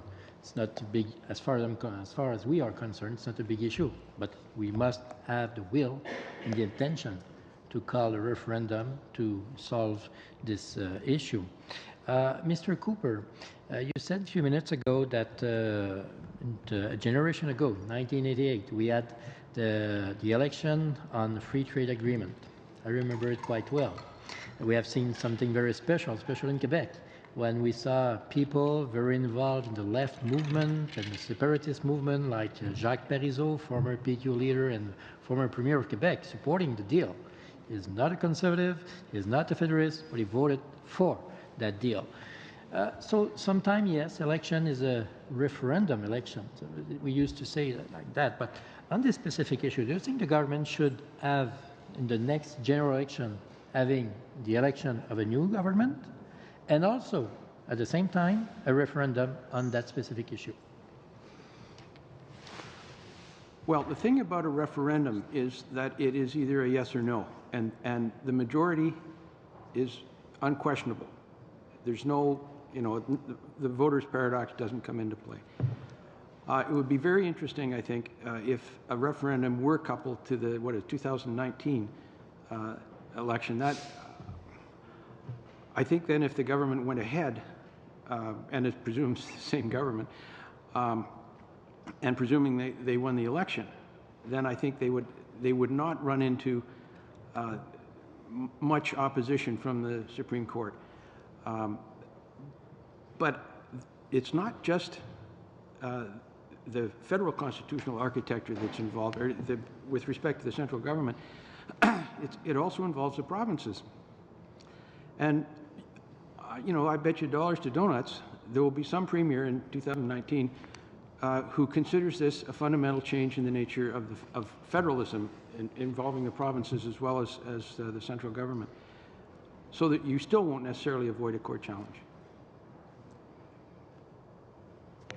1 minute. You talk about the provinces. Do you think they should be involved in the process, and how? Sorry, I didn't hear the that. Provinces. Do you think the provinces should be involved in the process of electoral reform, and how the provinces could be involved in? Well, this is the problem, that I'm not sure that when this proposal was brought before this committee and eventually, I guess, before the House, it's been thought through sufficiently that it will involve the provinces. It's not just a change of the electoral system that elects the members of Parliament. But how the provinces could be involved in the process? I mean, going here, having the Premier sitting here where you are and talking about that, or having consultation within their own Parliament? I think what would happen is that the Solicitor General, say, of Saskatchewan, will appear before the Supreme Court of Canada and say that it is a fundamental alteration of the nature of the Federation. Now, I mean, whether that's going to be successful or not is a separate issue, but I mean, I've heard provincial politicians say this, and I'm not going to defend their reasoning, but I think that is one of the implications. Thank you. Ms. Romanato. Thank you so much, and I'd like to thank our three panelists for being here today, and again, Mr. McFarland, congratulations on the new edition. Because it's so rare that we have an expert in online voting in our presence, I am going to dedicate my first round to the issue. Two of the guiding principles that we have in front of us are engagement and accessibility and inclusiveness. Now, I did read the report that was issued this morning, and I found it very interesting because I am very much a proponent of understanding better online voter participation. However, based on your report, you mentioned that the typical online voter is older, educated, and wealthier, and that if we were to implement online voting, we would only see perhaps about a 3% increase in voter participation. Now, looking at the guiding principles, what we're trying to do is focus on folks that would not normally vote. So those who are perhaps living in regions, those perhaps who have never voted before, and so on. And looking at the typical profile, I don't think that online voting would address those voters that we're trying to reach. Now, Professor McFarland, you mentioned also that mandatory voting treats a symptom of a bigger problem, and I think you're correct. So my question is really to Professor Goodman. If we know that online voting would not actually increase participation to the groups that we're trying to address, i.e. youth, i.e. people living in regions or those that don't normally vote, and that it would only increase those who are already voting, what would be the cost benefit of implementing an online voting system, given the fact that it's not going to address the issues that we've talked about? Thank you for the question. Yeah, so you raise a good point. Typically, anywhere online voting is introduced, we see it mostly used among older, educated, wealthier people. It's a trend of convenience. People want to have convenience. But we do see a lot of older people using it. You know, the elderly, people in nursing homes. Some of them used the internet for the first time. I was out in Nova Scotia and I observed some of the elections there, and they were voting online for the very first time. So I mean, it certainly can enable access, but we do find, like, the general trend is for older people to use online voting, but we do find that some groups of infrequent voters, so an infrequent voter is somebody who's voted some of the time in past elections but not all the time, or non-voters, someone who's been eligible to vote previously but never voted. We do find that some of these people are brought into the election process. It's just modest. With respect to your point on turnout, so that 3% effect was over time looking at Canadian local elections. So there is no guarantee that if the voting reform were implemented federally that we would see that same effect. Because if we look at voting by mail, which is another remote voting reform, we see that the effect is actually greater at the local level than it is in general elections. So the same could be true for online voting. We don't know because we don't have the data. The problem is that when you look at countries like Estonia, for example, Estonia only allows online voting in the advance portion of the election and not for the full election. So it's difficult to make claims about how voting reform is impacting overall turnout when it's only offered in the advance portion of the election. So I have actually a follow-up question to that. So we have a fiduciary responsibility to taxpayers. How much would it cost to the general taxpayer, and including increasing broadband connectivity to regions that don't currently have internet to be able to do online voting? I'm just curious as that what's the cost benefit of doing this? You mean like dollars and cents cost? Dollars and cents. I can't say exactly how much it would be. I know initially in Canada when municipalities were implementing it, there was this feeling that, oh my gosh, internet voting is going to break the bank. And what we have actually seen is that some municipalities have introduced it as a complementary method of voting. So in addition to paper voting, and they've been able to keep their election costs the same. Okay. Typically they do this by, they'll have the same number of polling stations, but they'll reduce the number of tables within the polling stations, and they find that they don't need them because when you offer online voting, or when they have at the municipal level, they see a lot of people moving to that voting method. Okay. Do I still have some? Okay, since I only have 30 seconds, I'll let... Can I just make one comment that I've been holding on to? Yeah. I just wanted to draw people's attention. I don't know if this has been mentioned before, but PEI is actually hosting a plebiscite on electoral reform at the end of October, and they're going to be using online voting to do it. I think there's 5 systems on the ballot, which is quite a few. But anyway, I just wanted to mention that to draw your attention. That might be something interesting to... Thank you. Thank you very much. PEI. PI. Alors, on lance la deuxième. We're now starting the second round of questions and answers. And once again, we'll go back to Mr. Aldag. Continue with our discussion, Professor Goodman. One of the questions related to online voting, as you see jurisdictions moving into it, I was actually surprised when you said that it results in about a 2 to 4% increase. I would have thought it would have been more. And I wonder if, if there are populations that drop off, like you've talked about, older populations tend to adopt it more or affluent. But, do you also see that there are people, perhaps like myself, who have voted historically in person and then, decide, well, I'll do it online and then just never get around to it and the window of opportunity closes. So is that one of the reasons we don't see numbers increase? Do people procrastinate? Do they end up having a technology problem? Is there some sort of trade-off in the gains, and do we lose other populations? Yeah, so definitely in areas that require registration, we see that the turnout effect is lower. Less people are using it because they forget. But you mentioned paper voters, and a point that I'd like to make, if it's okay, is one of the interesting findings from the internet voting study published by the Centre today is we asked paper voters, so people who chose to go out and vote at the poll, if they'd like to see internet voting introduced in future elections. And a majority of them said they would. I think around 30% or so said that they would use it no matter what, but that because of registration issues or time, they wanted to go ahead with paper this time. But then about 40-something% said that they would like the option in case there was an illness, in case in issues of special circumstance, for example, where they may not be able to make it to the polls. So I think there is support among paper voters for this change as well. Okay, thanks.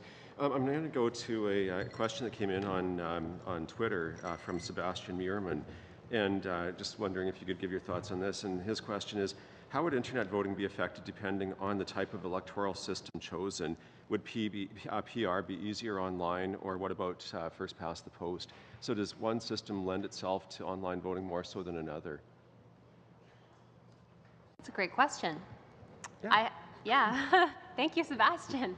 I haven't considered that, but I know that in Switzerland there's a combination of voting systems. I think they have some type of PR, and they have lots of votes in Switzerland because of all the nature of the referendums there, and they've had quite a lot of success with it in the cantons that have used it. I would have to consider that more, but off the cuff here today, I don't think there would be the voting mode wouldn't affect the electoral system. Okay, thanks.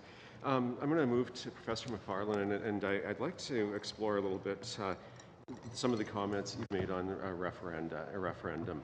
And I hopefully heard you correctly. One of the comments I heard you say was that there's no convincing argument against a referendum. And so I was looking through some notes. Yesterday we had Professor Leipart get hold of us, or speak to us, and presented some comments that I think I found to be very useful.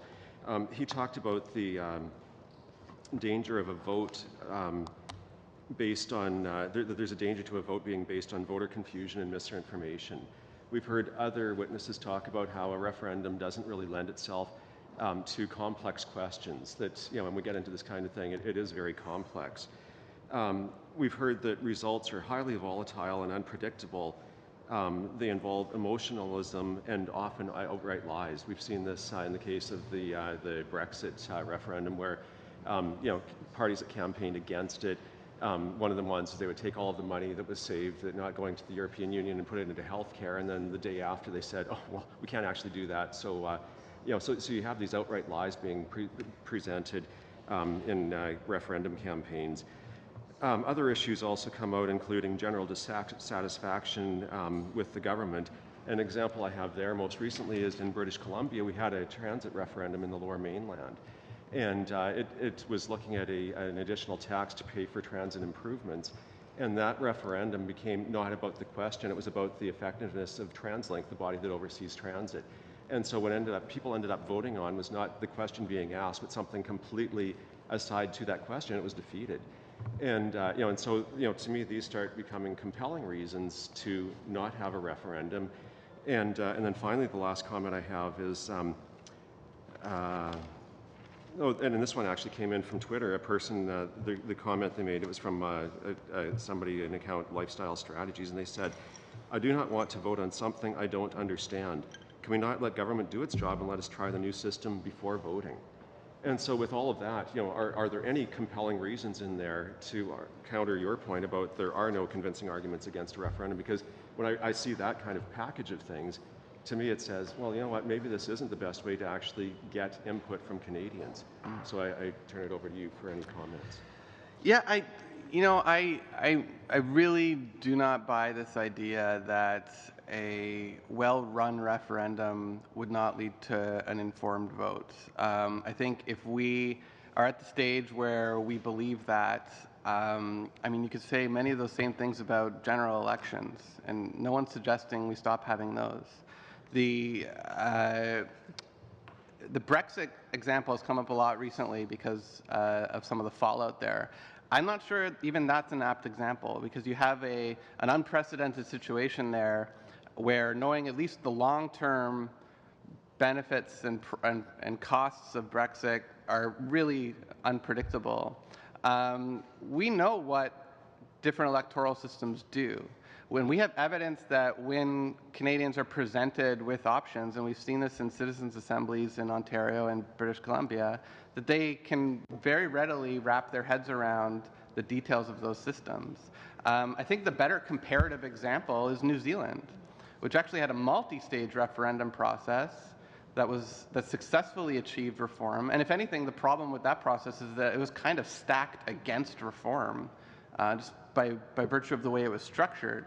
And still, New Zealanders were somehow able to come together and consider the alternatives and choose one. I like to think Canadians are as capable of New Zealanders in that regard. Thank you. Okay, thanks. We'll go to Mr. Reid now. Well, thank you. I concur that Canadians are as intelligent as New Zealanders, and I just reject the argument made by the Liberal and the Liberal minister and the Liberal Party that Canadians are too uninformed, too stupid, too unwilling to learn, to be capable of making a decision on this matter themselves. And this leads me to the questions I wanted to pose to Professor Cooper. Professor, you made the comment there is no best electoral system.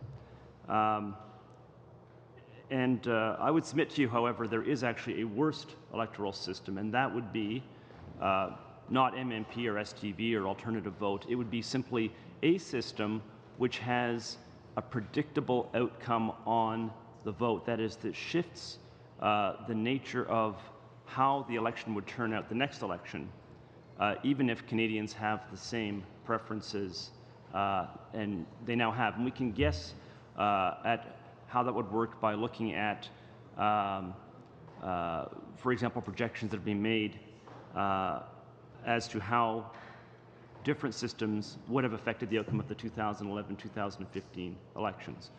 And I think what we need to be doing is avoiding a situation in which the mandate, real or imagined, the government got in the 2015 election is used to effectively change the rules of the game so that even if everybody voted the same as they did in those elections, we would have had more seats for the governing party.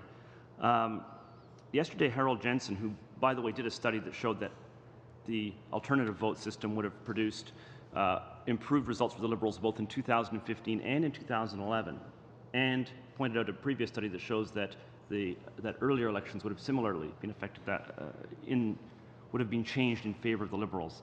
He says that on the 3 occasions in Canadian history when provinces adopted a system, didn't hold a referendum, but simply adopted a system that was distinct or different from first past the post, this would be BC in 1950, Manitoba in 1921, and Alberta also in the 1920s, the driving force was partisan self-interest of the party then in power. The new system would favor that party. Then when each of those three parties switched back to first past the post, they were similarly driven by the naked partisan self-interest of the party then in power, which would benefit from going back to first past the post. So the question I'm asking you is this. I believe this is the most convincing argument for referendum, and I say this without any prejudice as to whether first past the post is better or worse than other systems. I guess I'm asking, do you agree that I am right, that this is the real reason why a referendum is, in this case, a useful safeguard for the Canadian people? Well, yeah, the short answer is yes. The BC is the only one I knew about. I didn't know about Manitoba and Alberta. BC was very interesting because it was clearly designed by opponents of the CCF to prevent them from gaining office in the 1950 or 51 election.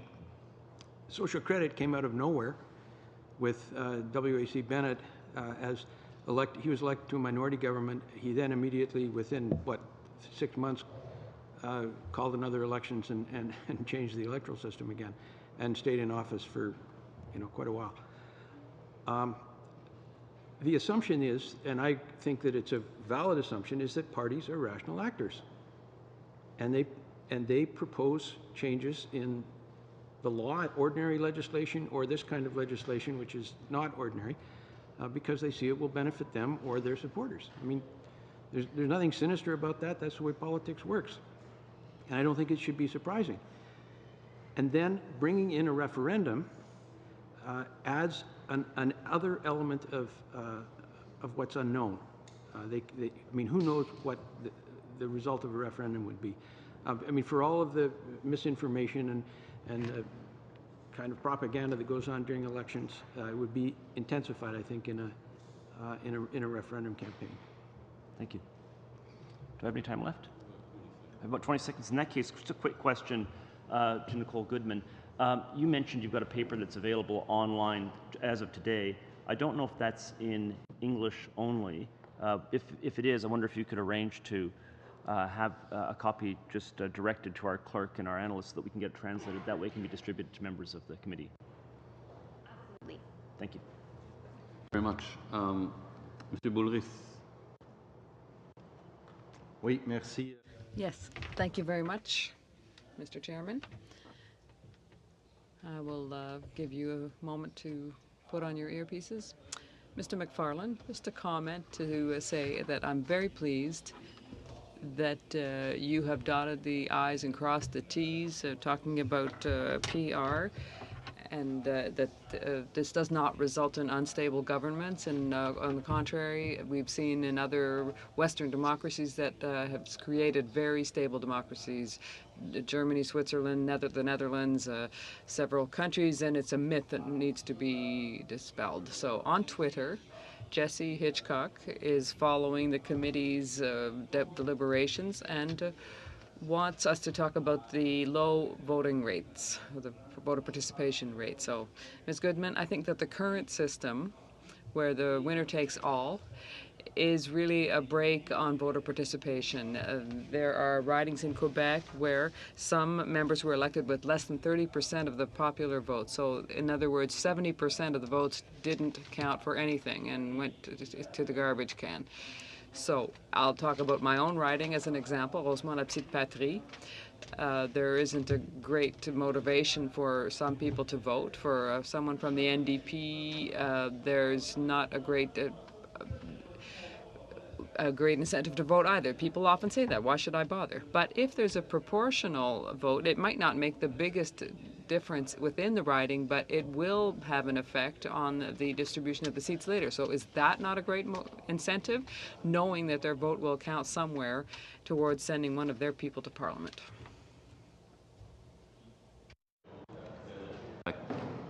Madame Goodman? Oui.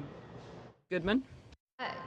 Yeah, I mean, I think that there are definite benefits to a more proportional system. And you know, in speaking with young people and doing some focus groups, one of the major concerns that they said, whether they were really meant it or whether they were just saying it, is that, you know, they felt that their vote didn't count because a lot of votes were lost. So I definitely think it's a concern and something that would probably encourage some people to participate.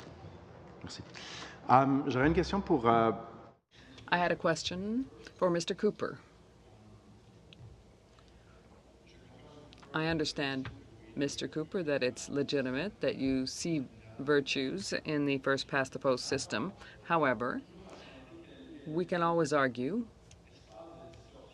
that there's a distortion between the popular vote and the seats accorded there or granted. Every system has some advantages and weaknesses. We feel that the distortion is too great with first past the post and the NDP. But sometimes it's not just that 40% of the vote, popular vote, results in 60% of the seats. There's a contradiction within the very will that has been expressed. I know that federally it's only happened once, but provincially within the province in Quebec in 44, in 66, and in 98, the party that got the most votes did not win the election and became the official opposition. So the party that came in second in terms of the popular vote won the election. So that is a reversal of the will of the people. Do you feel that's acceptable or too high risk as a system? I'd say two things. As Professor McFarland said, the present electoral system is not designed to simply reflect in Parliament the popular vote. The second thing is, I think if, and someone mentioned over here that you're going to go and ask people about wasted votes, I would suggest you ask Canadians who vote for parties that didn't win in their constituency whether they thought they wasted their vote. And my guess is they will say no. You don't simply have to vote for the winner. When you vote for a party that you lose, you're, among other things, reaffirming the importance of the entire regime. And there's always the next election. And if you can persuade more of your fellow citizens to vote for the party that you lost with this time, then what? Then you haven't wasted your vote. I mean, the argument about a wasted vote, and maybe Professor McFarland would disagree, or maybe he'd agree, seems to me to be an artifact entirely of a PR system. It doesn't. The question simply doesn't arise in the context of the system we have now.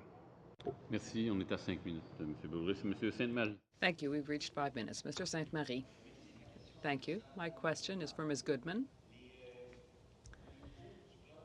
In terms of electronic voting, one of my big concerns is the integrity of the vote. When you actually go somewhere to vote, you find yourself behind the screen, and it's a solemn process rather than using the internet in the countries that were mentioned. But also it allows to decrease the undue influence of third parties who might be present. Now, there are some exceptions, perhaps.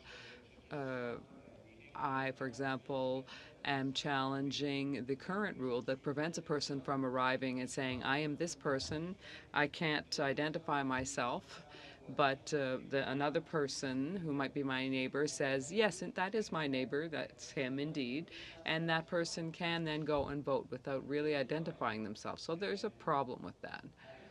With electronic voting, the person's voting from home. How can you decrease that risk of influence and not be certain that there's another person who's very partisan who is exercising undue influence on that person or maybe trying to buy their vote? How can we ensure that that's not done? Because unfortunately, we've seen in the past that there are some people who are so partisan they're prepared to cheat to win elections, and they have gone so far as to make dead people vote. So how can we get around this? For the question. Yeah, this is certainly a really important issue. So how some countries have gone around it, in Estonia, for example, they allow you to vote online as many times as you would like up until election day with your final vote counting.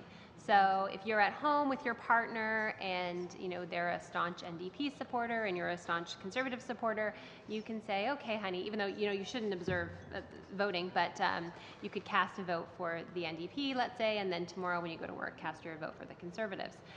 So then some people say, well, what happens if you're in the situation where this person knows that, and so they're with you right at the last moment that you can vote online? So then some areas will allow you to actually vote on election day still, and that vote would override your previous internet vote. How municipalities in Canada have gotten around that, because certainly it's a concern, is they do a lot of outreach and education, and they will pass bylaws to increase penalties and just remind people of the penalties for doing that. So, your vote should be a secret ballot, and you should not be influencing other people, and, go to jail or pay a fine, and they found that that has been effective. OK. Donc, il y a des mesures qui sont mises en place. Therefore, there are measures that have been put in place, and they're always the same problem. So I'm still concerned about seeing people who are very highly partisan, perhaps helping an elderly person who has problems with the internet or driving someone but at the same time putting undue pressure on them. So that problem remains. I'd like to hear you also on the whole issue of security of the vote.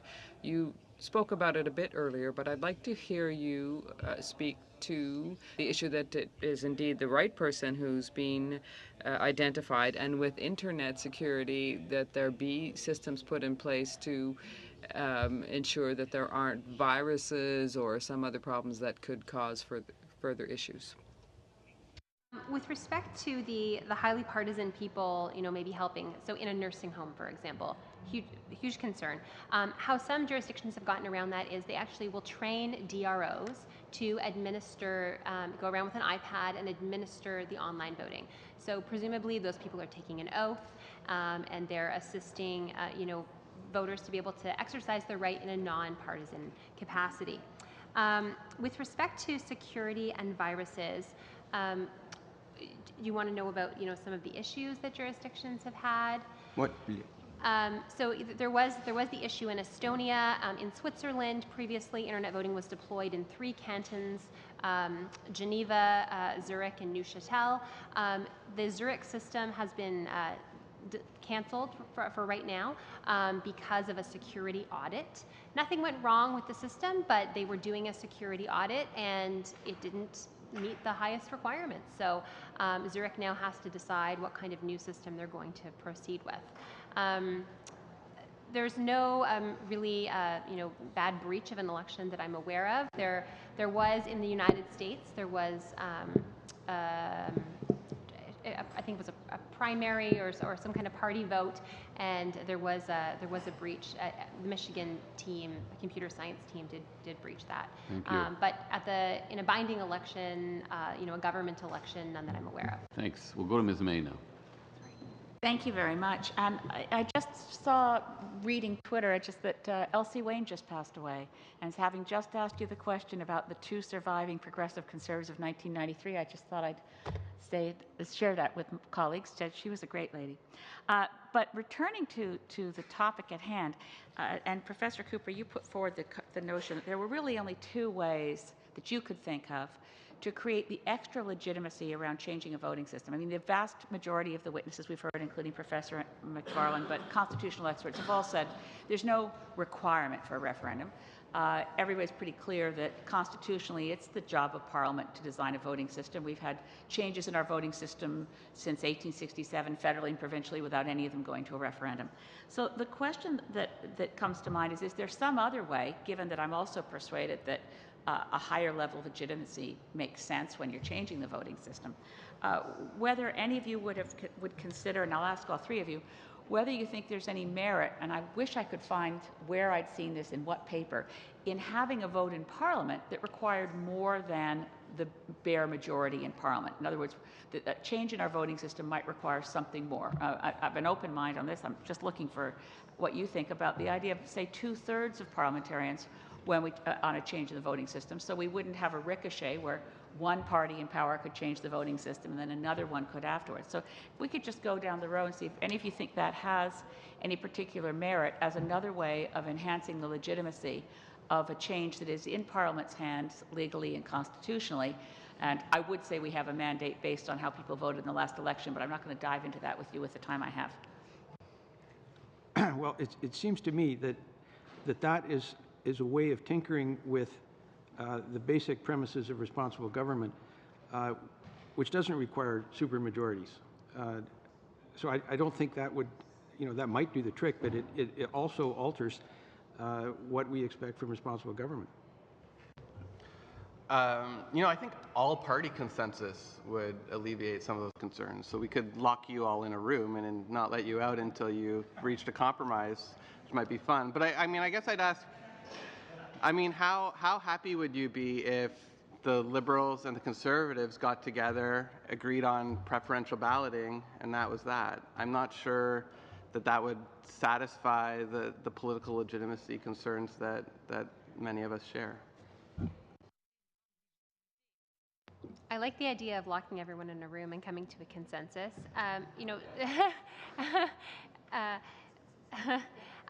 You mentioned a two-thirds vote. I mean, certainly that would, I think, improve the legitimacy. But ultimately, I do agree that with the comments that Professor McFarlane has made, and that's that there is something special about electoral reform, and Canadians need to be considered and consulted. And when we look at other changes that have tried to happen around electoral reform, there does seem to be a higher level precedent.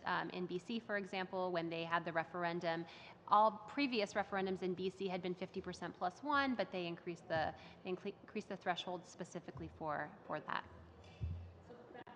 Well, mentioning that I've been watching Twitter, we had a first here today, and I want to thank Professor McFarlane. For the first time ever, I've been able to tweet with a witness while we've been talking here at the table. And another Twitter commentator, Chris Conway in Invermere, BC, has asked me to ask you, Professor McFarlane, why are you biting your tongue, and what is it you want to say?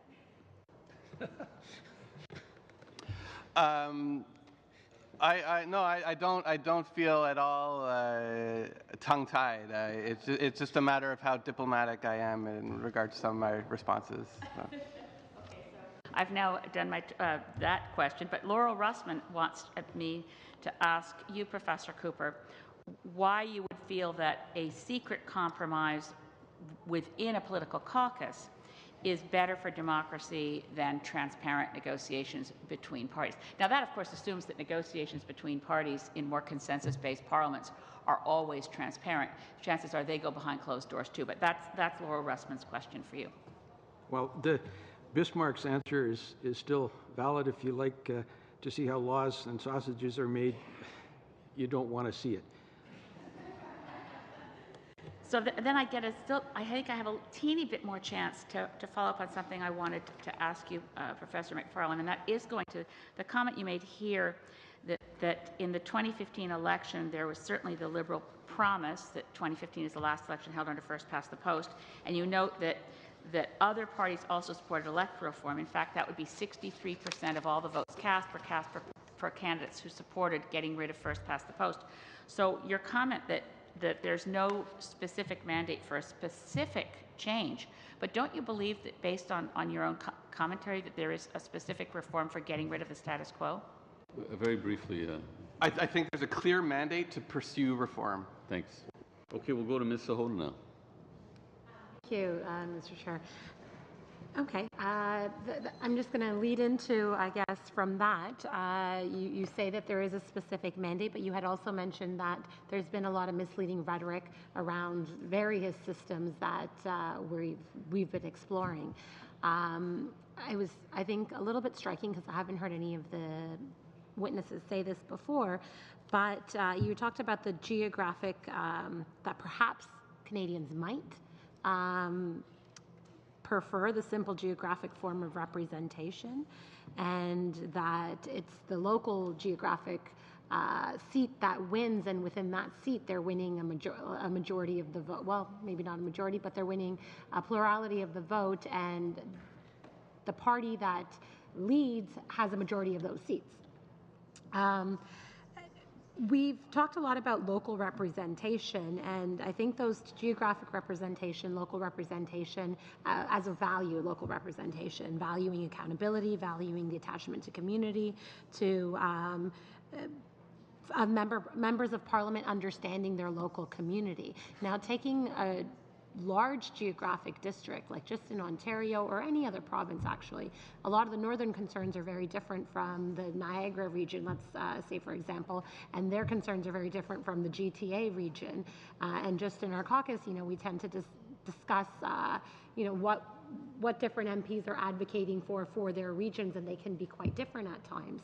So how, in a new system, whatever it may be, how do we protect that value, being able to get a local representative that can advocate for you and that can facilitate a resolution for you? Say if an individual even walks into my constituency office, I can help facilitate a solution for them, and there may be more like-minded concerns in my area than for say in my colleagues' area. Sometimes we discuss our different issues that we have in our different areas. So how do we go about doing that in the new system?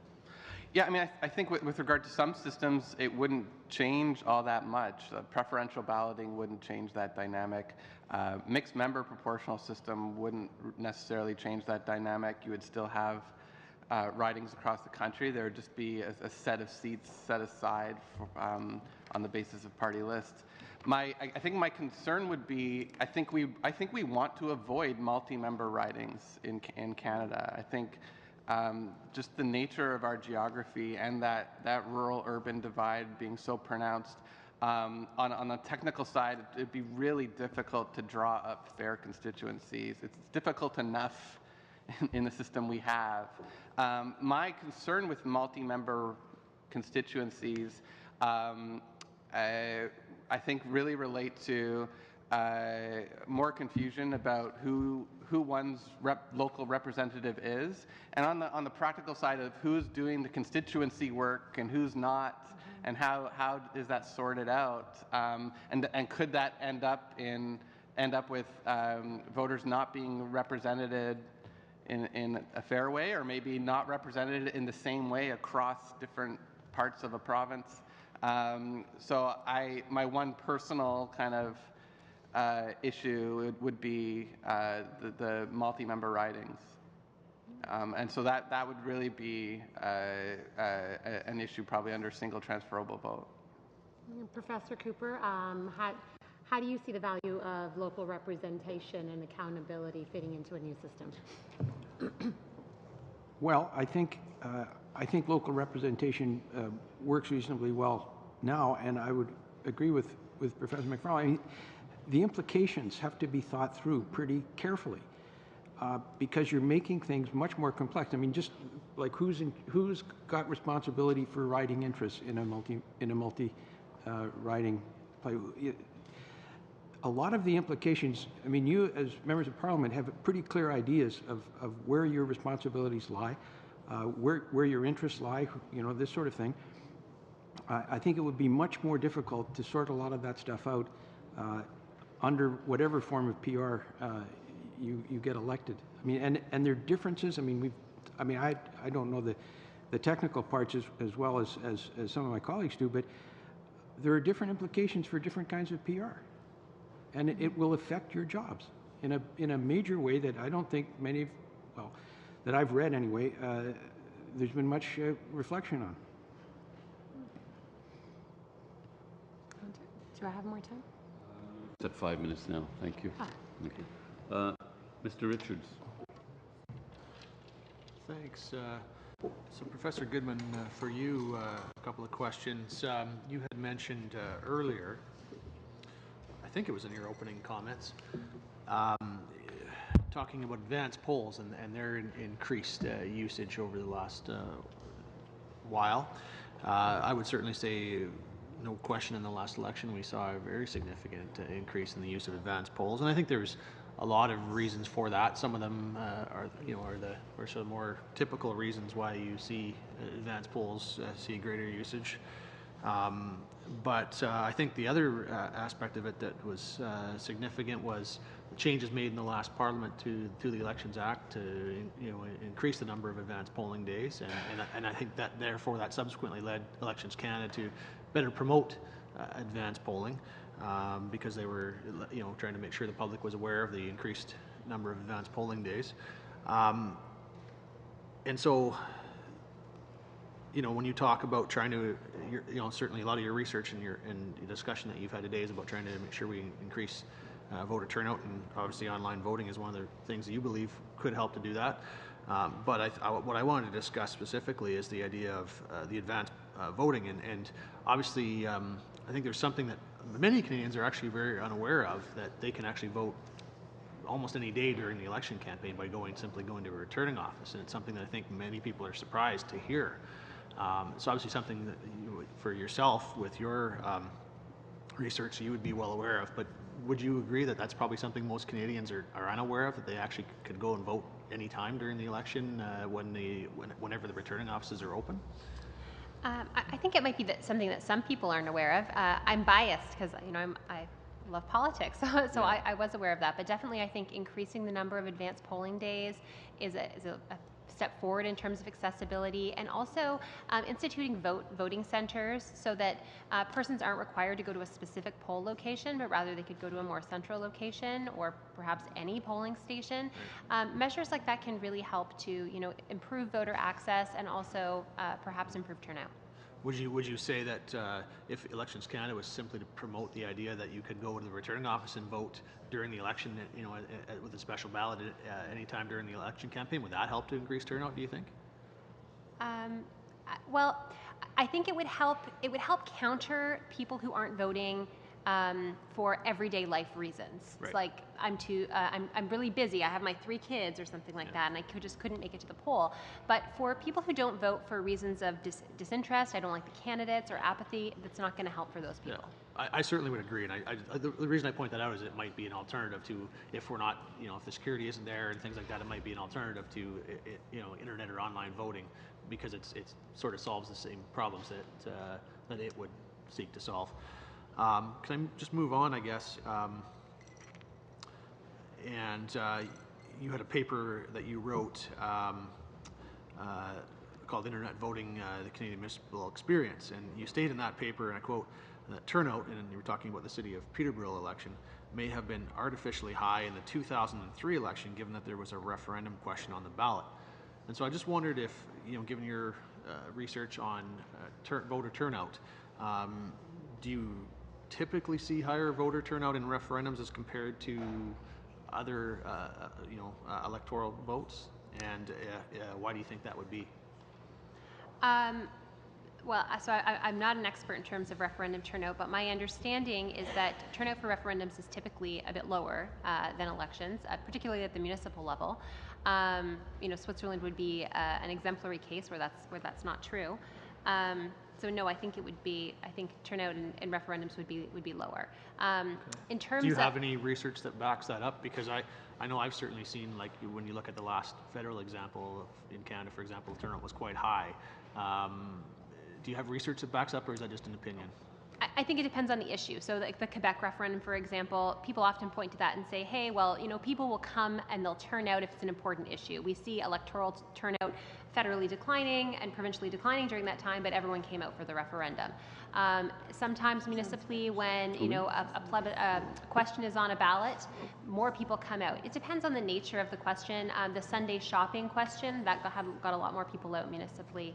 So it depends on the nature of the question, issue salience, how important it is to people. Merci.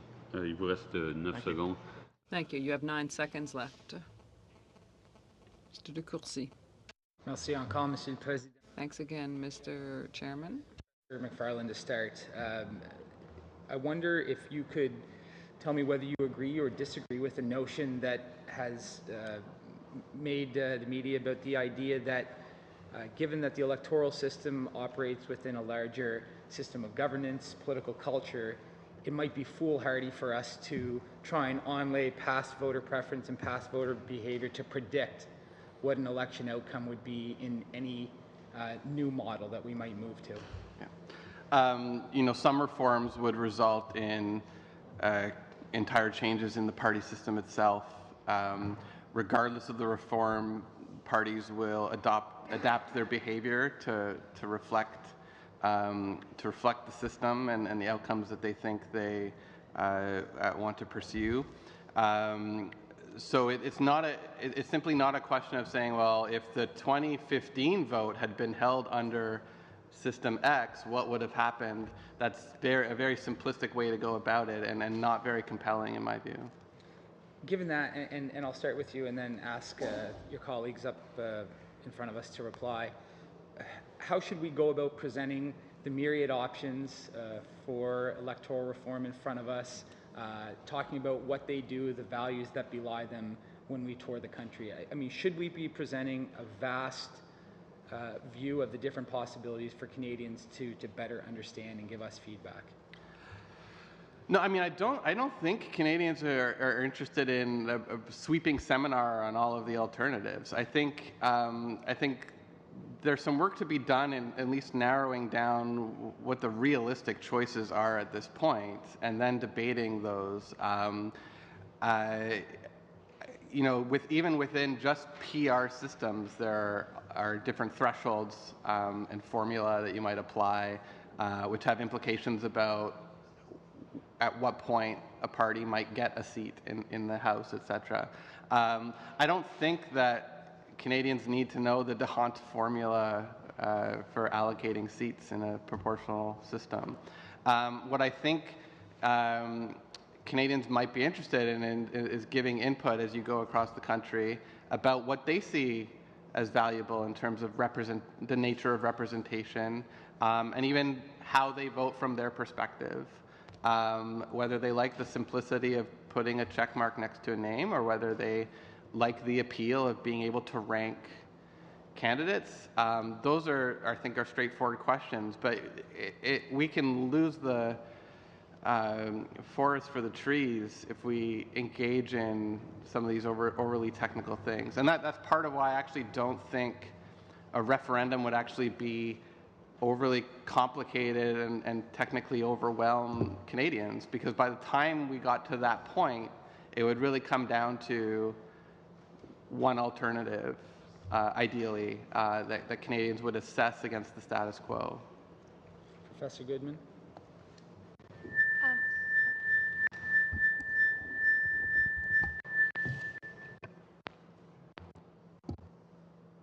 Can you hear me like this? Okay.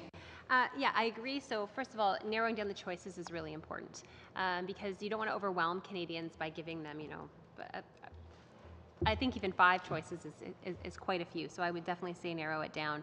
And education and outreach needs to be a key, you know, element of the referendum process. So, you know, short videos have been found to be really, really effective in terms of education.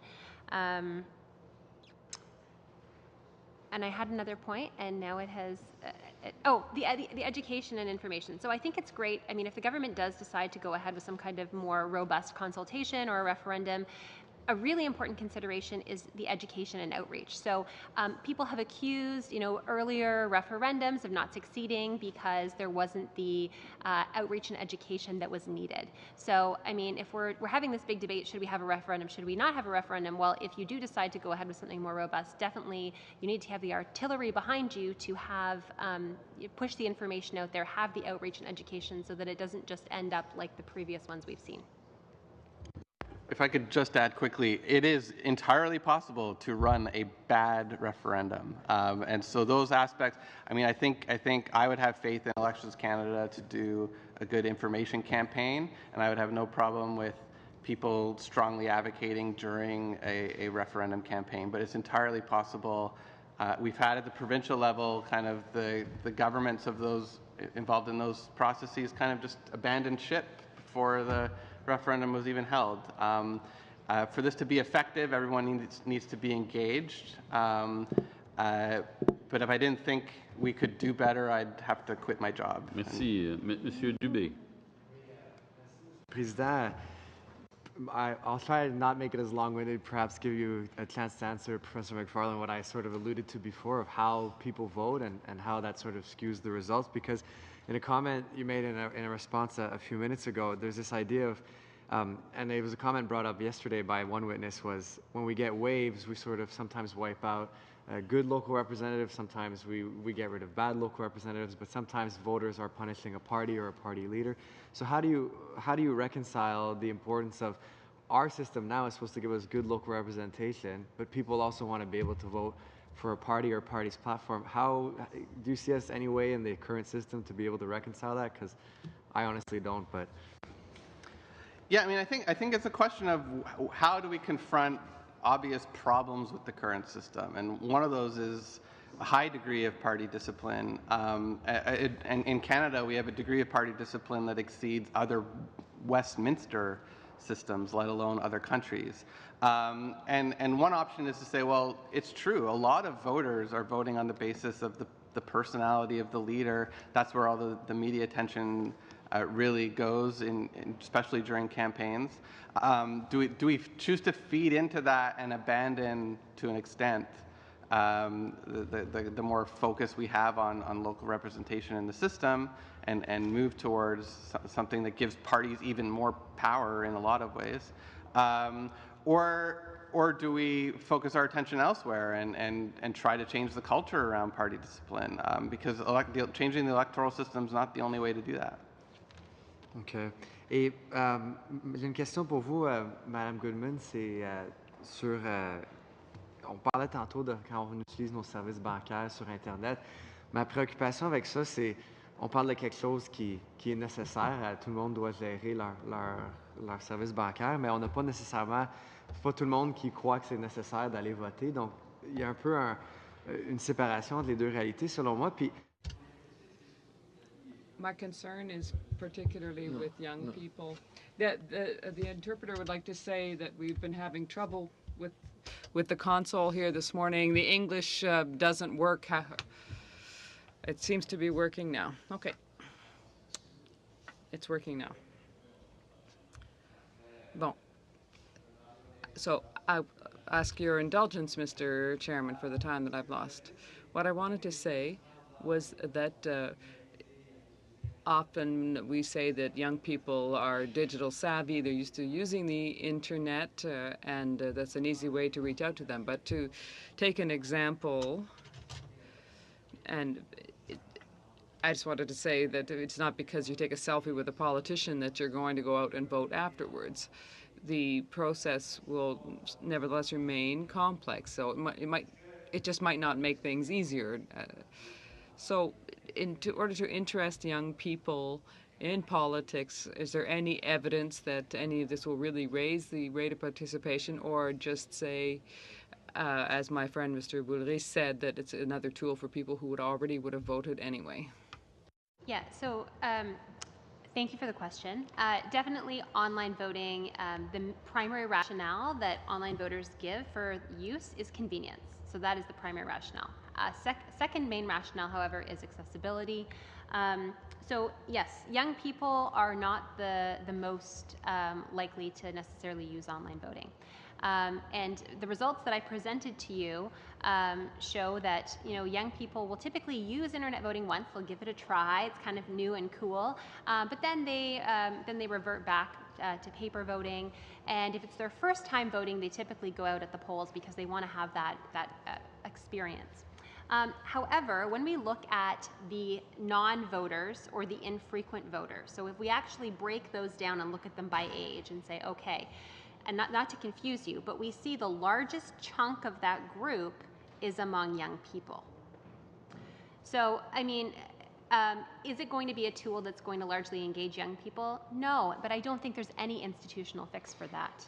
That's more of a, it certainly has something to do with institutions, but it's more of a cultural problem. Sorry, go ahead. Je comprends, mais donc ça m'amène.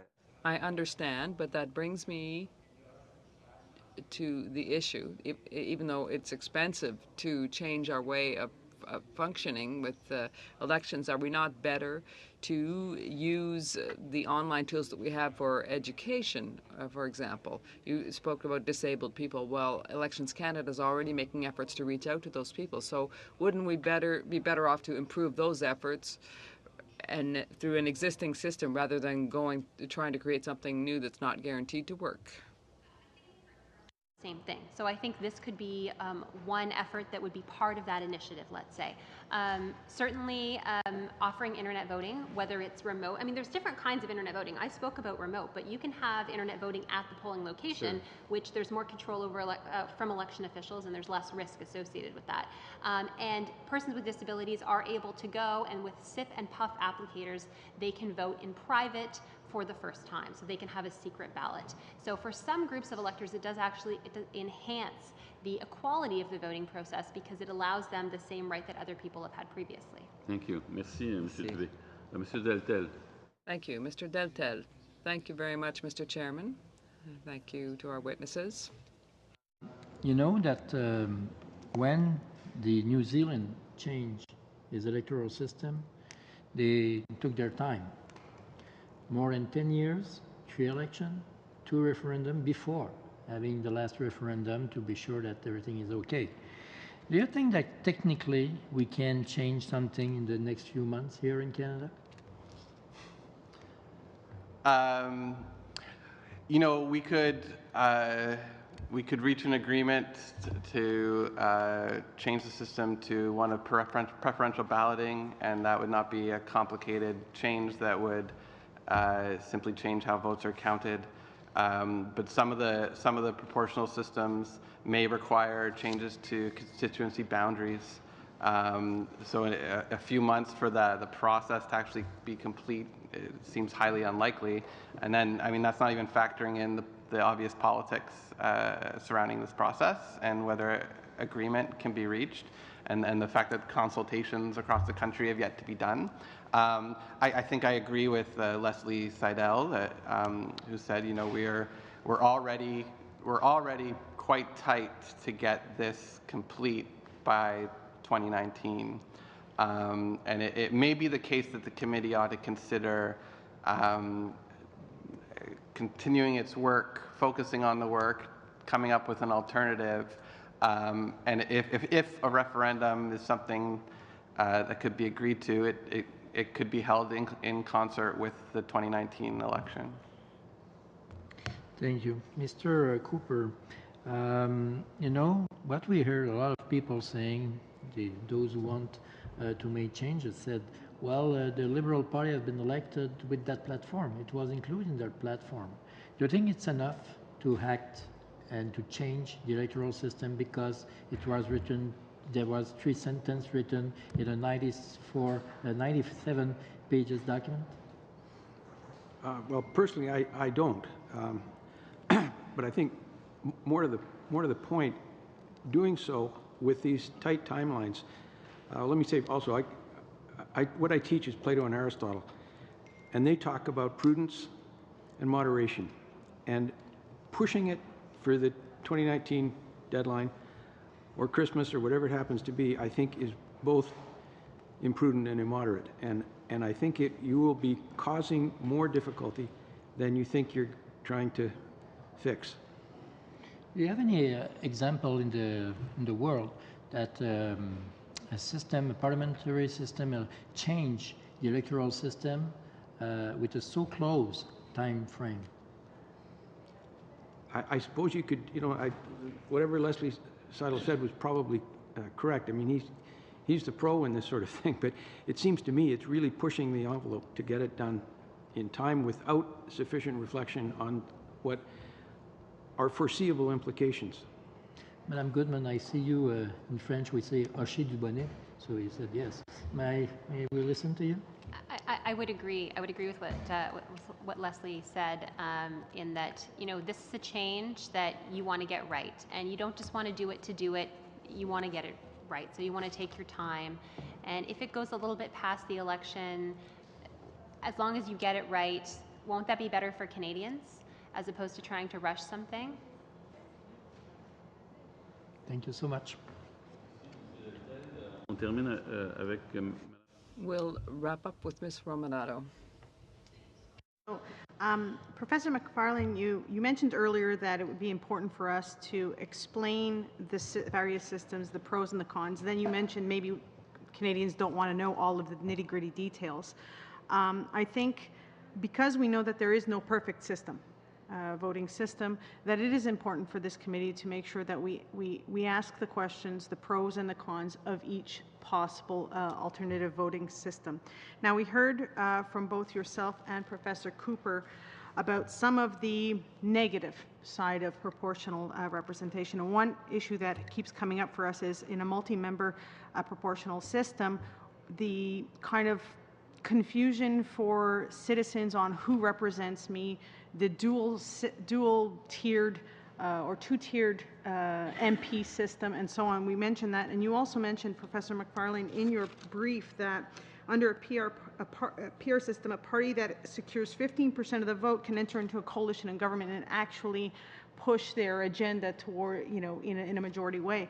So I would like to get some further clarification from the two of you on some of the negative aspects of a PR system in addition to what you've already mentioned. I guess the other, in addition to those, I would be a little bit concerned, and again, this is a personal view, a normative view, about the implications for the party system itself, and whether we would, to what extent we might see a proliferation of fairly narrow single-issue parties. Quite frankly, if we move to a PR system, one or two of the parties that are represented in this room might not exist in 10 or 15 years. And what are the implications of that? Does that place, in a regional country like Canada, does that place further tensions on national unity if we see some of these parties crop up as regional parties, a Saskatchewan First Party or what have you? I mean, it's these regional parties are certainly possible under first past the post as well, but PR, all the incentives change. The incentives for brokerage aren't there, because you know that you can leverage your national vote share. It will result in seats. That's not the case under single member plurality. You have to cooperate under larger umbrellas, and more parties might mean more problems. It changes the nature, and it changes the nature of democracy in Canada from the voters' perspective, because they can no longer have any confidence that what they see in party platforms is what the government ends up implementing, even if that party is part of the government, because it could become a mishmash of whatever process of negotiation that happens post-election. And that's what I mean when I say arguably there are less clear or direct lines of accountability for what government ends up doing under a PR system compared to the current system. And just briefly, you mentioned earlier preferential ballot. Would you think some of those same problems would happen under preferential ballot? No, I mean, I don't think preferential ballot would turn our system into something that more readily produces minority or coalition governments. If you look, the question might be how the party system changes. I think we'd see less drastic change.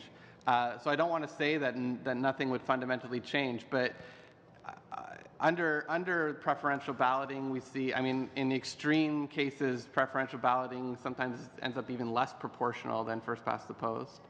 But even when it doesn't, the improvement in proportionality is relatively minor.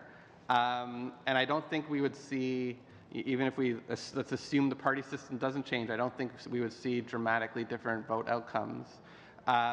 So that to me is, I would call it more of a modest change than one to PR. I think the virtue that you would put forward for preferential balloting, because so few people do, is that at least we would no longer be able to say that there are members being elected with 30% of the vote and then within their riding and they get a seat. And I think that has some appeal for some people. Thank you. One of the benefits of having the honor of chairing this committee is being able to listen intensely to some fascinating testimony. One of the frustrations is never being able to say anything other than cutting people off at 5 minutes. I would just like to make one comment, one thought, which is not in any way a defense of the status quo, but it's just a thought. And I find that people tend to simplify our system a lot, and one of the sort of simplifications is, and I'm speaking also as a parliamentarian who's sat in the House for a little while. A lot of people will say, well, this government has a majority, they can do whatever they want, or your government has a majority, whatever. And I explained to them that, in fact, it's not really the case, because there are many, many checks and balances in our system. We have the courts, we have provinces, and we can see the power of the provinces whenever the federal government tries to negotiate a national program. We have the media. The media is definitely critical of all governments, as it should be. And we have unions, for example, in collective bargaining that put brakes sometimes on governments, even governments with big majorities. We saw how the Mulroney government's attempt to reform the pension system was stopped cold by an octogenarian on Parliament Hill who with a microphone. And we saw how the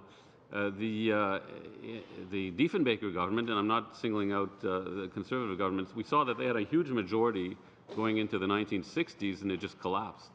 So is it not the case that, is it not sort of partially right to say that our system doesn't give absolute power to a party that has less than 50% of the vote? It just gives a stronger hand to one party to negotiate the obstacles in its way in trying to exercise sometimes national purpose. 15 seconds, because I don't want to be unfair and extend the meeting a little longer. I can say quicker than that. That is the essence of responsible government. And you tinker at the essence of a regime, at your peril. Mr. McFarlane? Yeah, I mean, I think if we talk about the power of the executive, it's in the context of its relationship to Parliament, but even within Parliament and beyond, there are definitely constraints, and I think that's the counter thesis to a lot of Donald Savoy's excellent work on concentration of power. Ms. Gooden? Yeah, I would agree with what you said, definitely. But on the other hand, I see the issue of wasted votes and frustrated electors. But you're certainly correct. Yes, I would agree. Thank you very much for responding to that comment. Lastly, I would like to express the condolences of the entire committee to Ms. Wayne's family. Thank you for bringing that to our attention, Ms. May. She was a legendary figure in our political life in Canada. And it's a very sad day for all of us and for the nation. So thank you for being here.